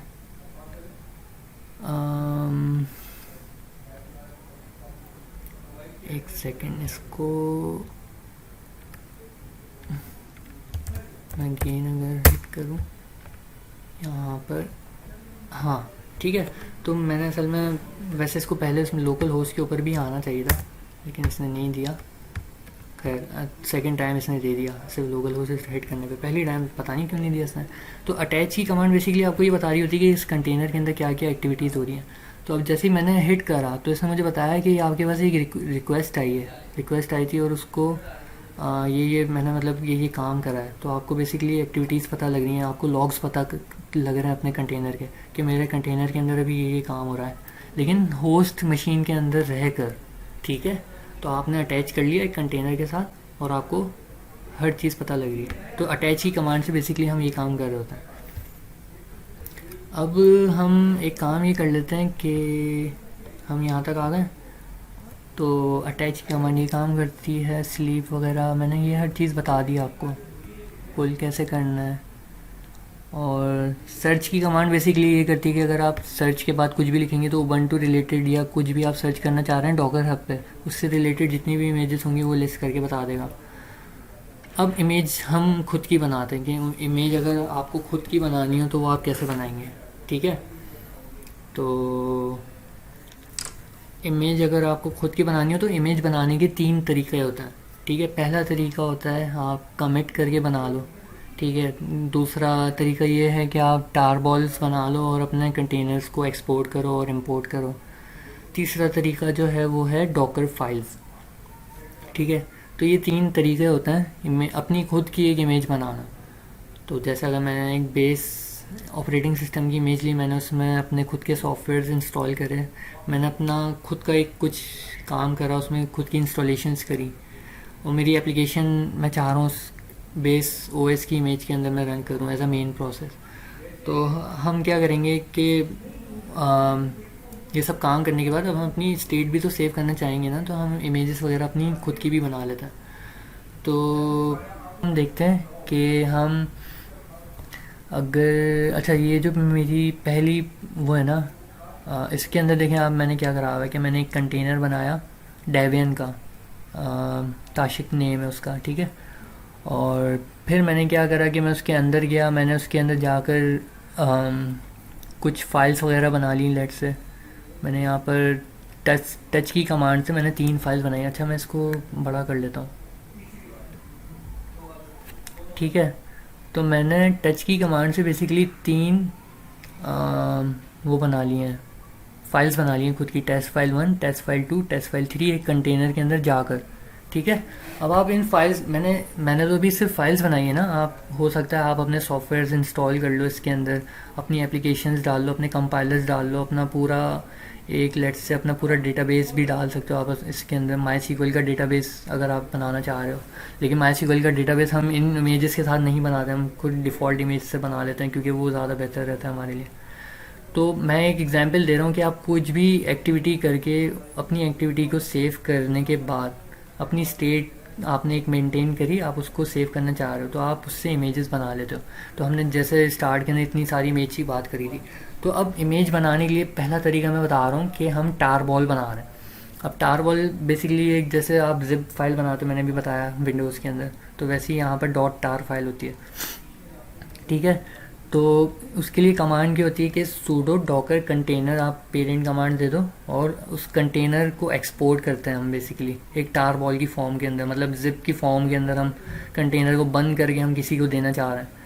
हमने एक्सपोर्ट करा और हाइफन होगा, मतलब ये कि इसका आउटपुट जो है ना इस कंटेनर का, वो आप इस टार बॉल फाइल के अंदर दे दो, ठीक है। तो ये भी मैं आपको करके दिखाता हूँ कैसे होता है। तो लेट्स से, अच्छा मैं इसको एग्जिट अटैच को, सॉरी अटैच को मैंने वो करा एग्जिट। अच्छा ये मेरे पास 4 अभी कंटेनर रन हो रहे हैं और इसमें उबंटू का जो कंटेनर है ना, आई थिंक तीसरा वाला कंटेनर है उबंटू का और चौथा वाला। तो मैं इन दो में से किसी भी कंटेनर में जा सकता हूँ। तो मैं इसके अंदर थर्ड वाले कंटेनर में चले जाता हूँ, इस वाले कंटेनर में, B6B वाले कंटेनर में, ठीक है। तो सूडो डॉकर और मैं एग्जिट करता हूँ। कंटेनर में जाने के लिए मैंने ऑप्शंस दिए है और उस कंटेनर की आईडी या उसका नाम, ठीक है। और उस कंटेनर के अंदर कौन से शेल इंटरप्रेटर के साथ मुझे इंटरेक्ट करना है, मैंने बोला बैश, ठीक है। तो अब मैं कंटेनर के अंदर आ गया। अब यहाँ पर अगर मैं एलएस करूँ तो आप देखोगे जब मैंने वॉल्यूम मैपिंग करी थी, ABC नाम से एक मैंने फ़ाइल बनाई थी, तो ये भी यहाँ पर मौजूद है अभी तक। अच्छा मैं यहाँ पर टच करके, लेट्स से मैंने test1.txt बना लिए, test2.txt, ठीक है, test3.txt के नाम से मैंने, इस तरीके से मैंने 3 फाइल्स बना ली। अब मैं इसको एंटर करूँगा, एलएस करूँगा, तो आप देखोगे मेरे पास ये 3 फाइल्स आ गई। अब मैं चाह रहा हूँ कि ये एक स्टेट बन गई है ना मेरी, कि ये मेरे ऑपरेटिंग सिस्टम का, मैं फाइल सिस्टम के अंदर मैं अपडेट्स ला रहा हूँ, मतलब मैं कुछ चीज़ें इंस्टॉल कर रहा हूँ। तो ये स्टेट जो है वो मुझे मेंटेन करनी है और सेव करके रखनी है। मैं चाह रहा हूँ कि इसका स्नैपशॉट ले लूँ, स्नैपशॉट मतलब एक इमेज बना लूँ मैं। तो अब वो काम हम करेंगे, सूडो डॉकर कंटेनर, यहाँ पर आप एक्सपोर्ट लिखो। एक्सपोर्ट लिखने के बाद उस कंटेनर की आईडी जो कि B6B लिख दो आप, ठीक है। और उसका आउटपुट आपको किस फॉर्मेट में देना है। अब अच्छा ये जो टार फाइल बनेगी ना, वो आपकी करंट डायरेक्टरी में बनेगी। अभी मैं डेस्कटॉप के ऊपर हूँ, तो मैं आउटपुट दूंगा कि माई इमेज डॉट टार, ठीक है। तो मैंने इसको एग्जीक्यूट करा और अब अगर मैं एलएस करूँ यहाँ पर डेस्कटॉप के ऊपर, तो आप देखो कि इसने एक माई इमेज डॉट टार के नाम से एक फ़ाइल बना दी। अब ये जो फाइल है, मैं ये आपको भी दे सकता हूँ, मैं किसी को भी दे सकता हूँ। तो आइदर मैं डॉकर हब पे अपलोड अगर इमेज नहीं करना चाह रहा, मैं किसी और तरीके से, मैं अलग तरीके से USB में डाल के देना चाह रहा हूँ, लेट से किसी दूसरे बंदे को या किसी अपने दोस्त को या अपने कुलीग को। तो मैंने ये अपने कंटेनर को एक्सपोर्ट करा एक टार बॉल फॉर्म के अंदर। अब इस टार बॉल को वो बंदा क्या करेगा कि वो इंपोर्ट करेगा, ठीक है। तो अब हम इंपोर्ट कैसे करते हैं, इंपोर्ट के लिए हमारे पास एक अलग कमांड होती है और मैं दिखा देता हूँ, वैसे इसका आउटपुट मैं आपको करके दिखाता हूँ, ठीक है। तो मैंने अभी एक्सपोर्ट कर लिया। अब मैं क्या करूँगा कि उस कंटेनर को, अच्छा आप रिमूव कर लेते हैं, ठीक है। यहाँ पर मैंने स्टेप्स इसलिए लिखे हुए हैं ताकि मैं आपको ठीक से एक्सप्लेन कर सकूँ और मैं एक एक चीज़ बता रहा हूँ। तो मैंने क्या करा कि मैंने एक इमेज बना ली, उसको एक टार बॉल की फॉर्म के अंदर मैंने कंटेनर को सेव करके रख लिया अपने। अब मैं चाह रहा हूँ कि मैं अगर उस कंटेनर को मैं डिलीट कर दूँ, सही है, मैं उस कंटेनर को ही डिलीट कर देता हूँ और फिर उस कंटेनर की जो टार बॉल थी उसको मैं इंपोर्ट करूं और उसकी एक इमेज बनाऊं और उस इमेज से फिर एक नया कंटेनर बनाऊं। तो क्या उसके अंदर ये सारी फाइल्स होंगी या नहीं होंगी। मैं एक और बार रिपीट कर देता हूं कि मैंने अभी करंट कंटेनर को, क्योंकि एक टार बॉल से मैंने एक्सपोर्ट कर दिया अपने डेस्कटॉप के ऊपर, अब वो कंटेनर एक समझ लो आप जिप फाइल की फॉर्म के अंदर मेरे पास डेस्कटॉप पे सेव हुआ है। अब मैं उस कंटेनर को डिलीट कर देता हूँ, ठीक है, जो अभी करंटली रनिंग हो रहा है, ठीक है, रन हो रहा है, ठीक है। और फिर मैं क्या करता हूँ कि उस कंटेनर को तो मैंने डिलीट कर दिया, अब उसकी टार बॉल जो थी उसको मैं इंपोर्ट करूँगा और उसको इंपोर्ट करने के बाद मैं उसकी एक इमेज बनाऊंगा। अब इंपोर्ट कैसे करते हैं, जैसे हमने एक्सपोर्ट करा था, pseudo Docker import container, container की जो आपकी करंट डायरेक्टरी के अंदर टार बॉल है वो, और उससे जो इमेज बनानी है आपको, अब वो तो क्योंकि एक टार बॉल फाइल में, एक जिप फाइल के अंदर है ना, तो हमें उस कंटेनर की इमेज बनानी है। तो आप उस कंटेनर की इमेज जो आपको बनानी है उसका नाम लिख दो आप यहाँ पर। तो मैं खैर ही करके दिखाता हूँ, sudo docker ps-a। तो यहाँ पर आप देखो कि मैंने ये वाला कंटेनर था ना, तो मैं इसको स्टॉप करता हूँ और रिमूव कर देता हूँ कम्प्लीटली। तो sudo docker stop b6b, ठीक है। सॉरी, डॉकर की स्पेलिंग मैंने गलत लिख दी। तो ये मैंने स्टॉप करा और अब मैं इसको रिमूव कर देता हूँ कम्प्लीटली। तो अब ये मैंने इसको रिमूव भी कर दिया, ps-a। तो यहाँ पर आप देखो कि वो वाला जो कंटेनर था ना मेरा, जिसको मैंने एक्सपोर्ट करा था, जिसकी मैंने एक टार बॉल बनाई थी, वो अब डिस्ट्रॉय हो चुका है, रिमूव हो चुका है। अब मैं sudo doc, पहले मैं ls कर लेता हूँ, ls-a। तो ये मेरे पास मेरी टार बॉल अभी बनी हुई है, ठीक है। अब मैं चाह रहा हूँ कि मैं इससे इमेज बनाऊँ, तो मैं sudo docker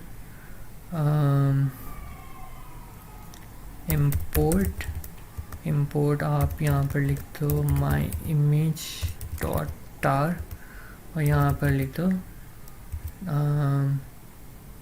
टेस्ट इमेज, ठीक है। तो ये इसने इमेज तो बना ली। अब मैं इंटरेक्टिव मोड के अंदर इसके साथ इंटरेक्ट करता हूँ डायरेक्ट।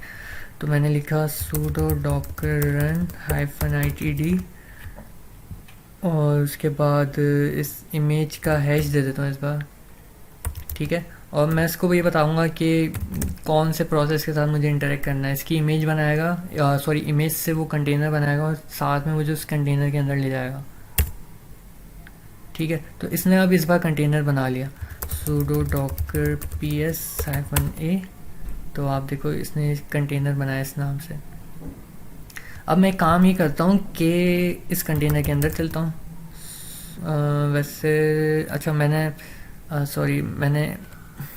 रन की कमांड से ये -itd दे तो दिया था, लेकिन इसने इंटरेक्ट नहीं करवाया मुझे।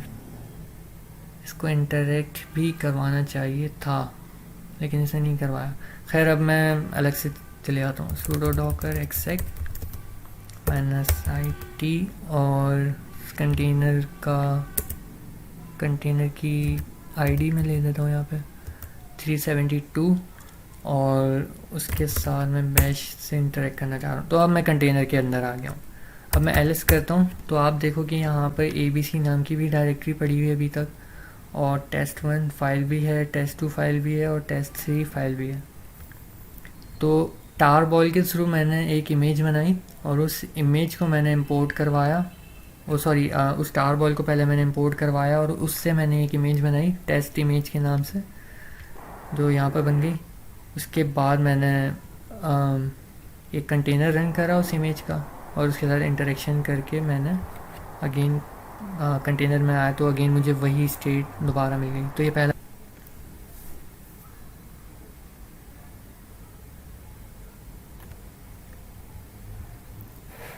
ठीक है, तो हमने अभी पहला मेथड देख लिया इमेज बनाने का टार बॉल के through using the tar ball.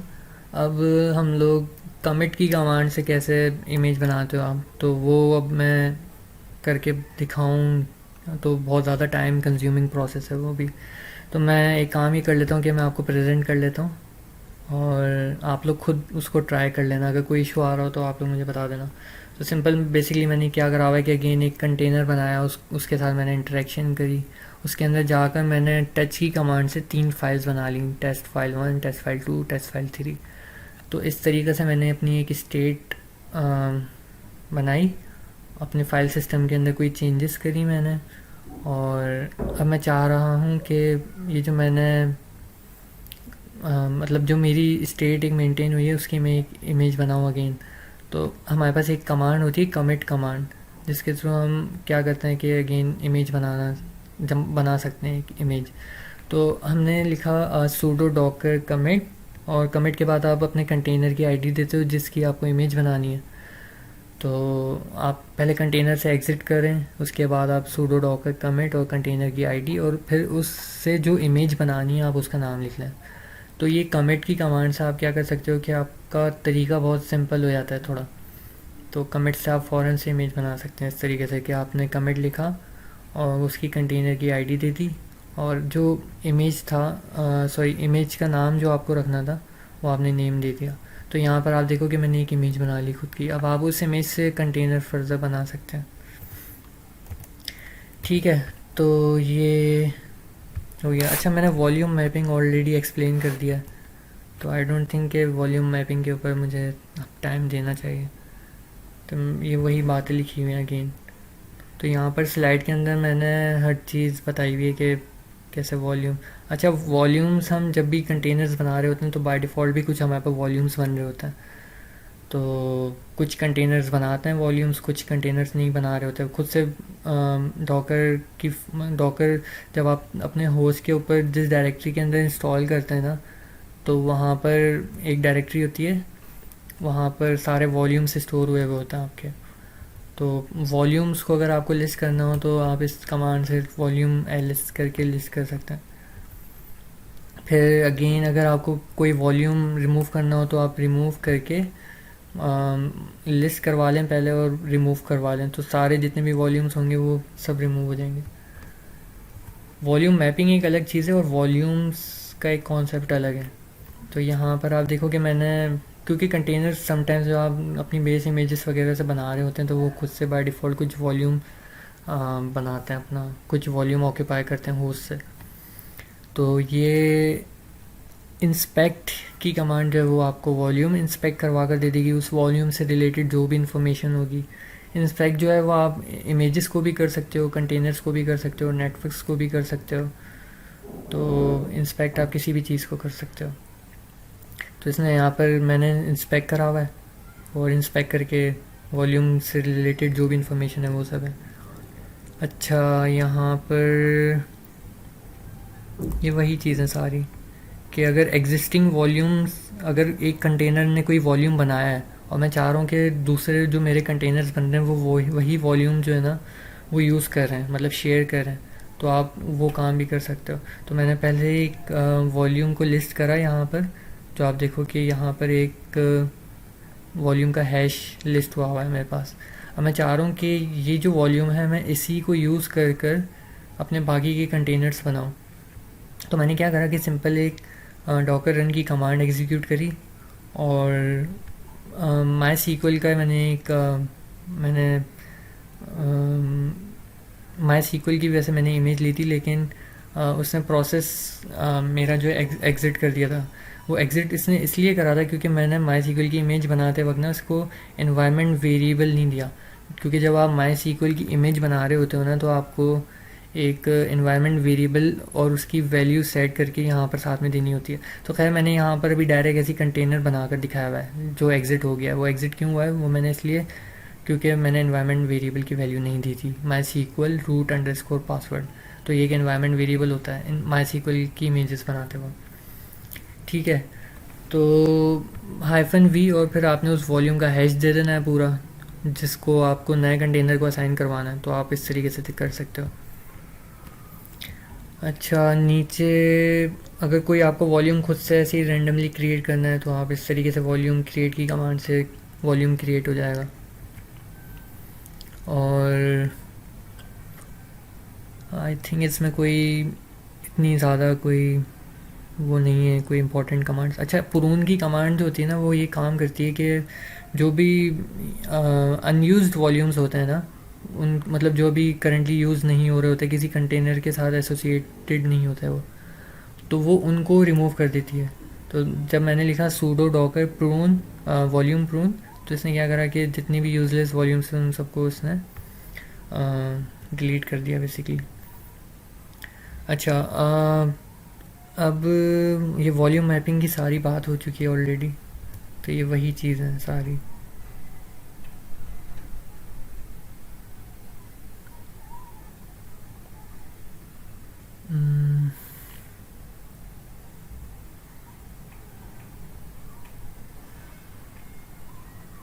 अच्छा, यहाँ पर अगेन मैंने एक माई सीक्वल का एक कंटेनर बनाया हुआ है, और इस बार देखें आप कि मैंने हाइफन ई का एक फ्लैग दिया है। मैं इसको बड़ा कर लेता हूँ।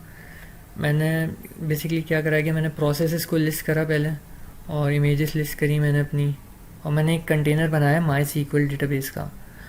और आप जब भी माई सीक्वल का डेटाबेस बना रहे हों तो उसको आप पहले पोर्ट मैप लाजमी कर लिएगा कि 3306 के साथ, क्योंकि माई सीक्वल की जो सर्विस होती है वो 3306 के ऊपर रन हो रही होती है। और होस्ट का भी अगर आप 3306 पोर्ट ही लें तो ज़्यादा बेहतर है, वरना समटाइम्स आप अपने बैकएंड के अंदर कोई और सा पोर्ट यूज़ कर रहे होंगे, लेकिन माई सीक्वल मतलब आपको फिर स्पेसिफाई करना पड़ेगा अपने बैकएंड के अंदर कि मेरा होस्ट का पोर्ट ये है जिसके ऊपर मैं माई सीक्वल की सर्विस को एक्सेस करूँगा, और वो सर्विस का जो पोर्ट आप डिफ़ाइन करेंगे वो मैप हो जाएगा 3306 के साथ। कंटेनर के अंदर हमेशा 3306 के ऊपर रन होता है, जैसे इंजन एक्स 80 के ऊपर रन होता है, तो इसी तरीके से माई सीक्वल 3306 के ऊपर रन होता है। अब हमें क्या करना है कि अच्छा, माई सीक्वल के साथ हम कुछ इन्वायरमेंट वेरिएबल्स जो होता है ना वो हमें लाजमी देने पड़ते हैं। तो जो बिल्कुल कंपलसरी एक आप कह लें कि इन्वायरमेंट वेरिएबल है माई सीक्वल की इमेज के अंदर, वो है माई सीक्वल रूट पासवर्ड। तो आप यहाँ पर कुछ पासवर्ड देते हैं, जैसे मैंने ऐसे ही रैंडमली एक दे दिया माई सीक्वल के नाम से, ये मेरा पासवर्ड है। तो ये एक इन्वायरमेंट वेरिएबल आप जब तक सेट नहीं करेंगे तो कंटेनर खुद ब खुद एग्जिट होता जाएगा। तो ये इन्वायरमेंट वेरिएबल विद -e, ये जो आपका फ्लैग होता है ना, इसके साथ आप इन्वायरमेंट वेरिएबल्स दे सकते हैं। अगर मुझे और इन्वायरमेंट वेरिएबल्स देने होते जो कि होता है माई सीक्वल में, तो आप अगेन एक हाइफन ई का एक फ्लैग यूज़ करते, और उसके साथ जो है उस एनवायरनमेंट वेरिएबल को लिखते हैं और इक्वल्स टू करके उसकी एक वैल्यू दे रहे होते हैं। ठीक है, तो इस तरीके से मैंने एक कंटेनर बनाया माई सीक्वल का, और वो रन हो रहा था। फिर मैंने उसके अंदर मैं एग्जिट किया मैंने, और माई सीक्वल, और मैंने -u करके मैंने बताया कि मेरा यूज़र क्या है। मैंने बोला कि मैं रूट हूँ, और मैंने पासवर्ड दे दिया कि मेरा माई सीक्वल पासवर्ड है। तो उसने मुझे माई सीक्वल का शेल एज एन आउटपुट दे दिया। अब इस शेल के अंदर मैं अपना डेटाबेस बना सकता हूँ, लिस्ट कर सकता हूँ अपने टेबल्स वगैरह, जो भी मुझे माई सीक्वल के अंदर काम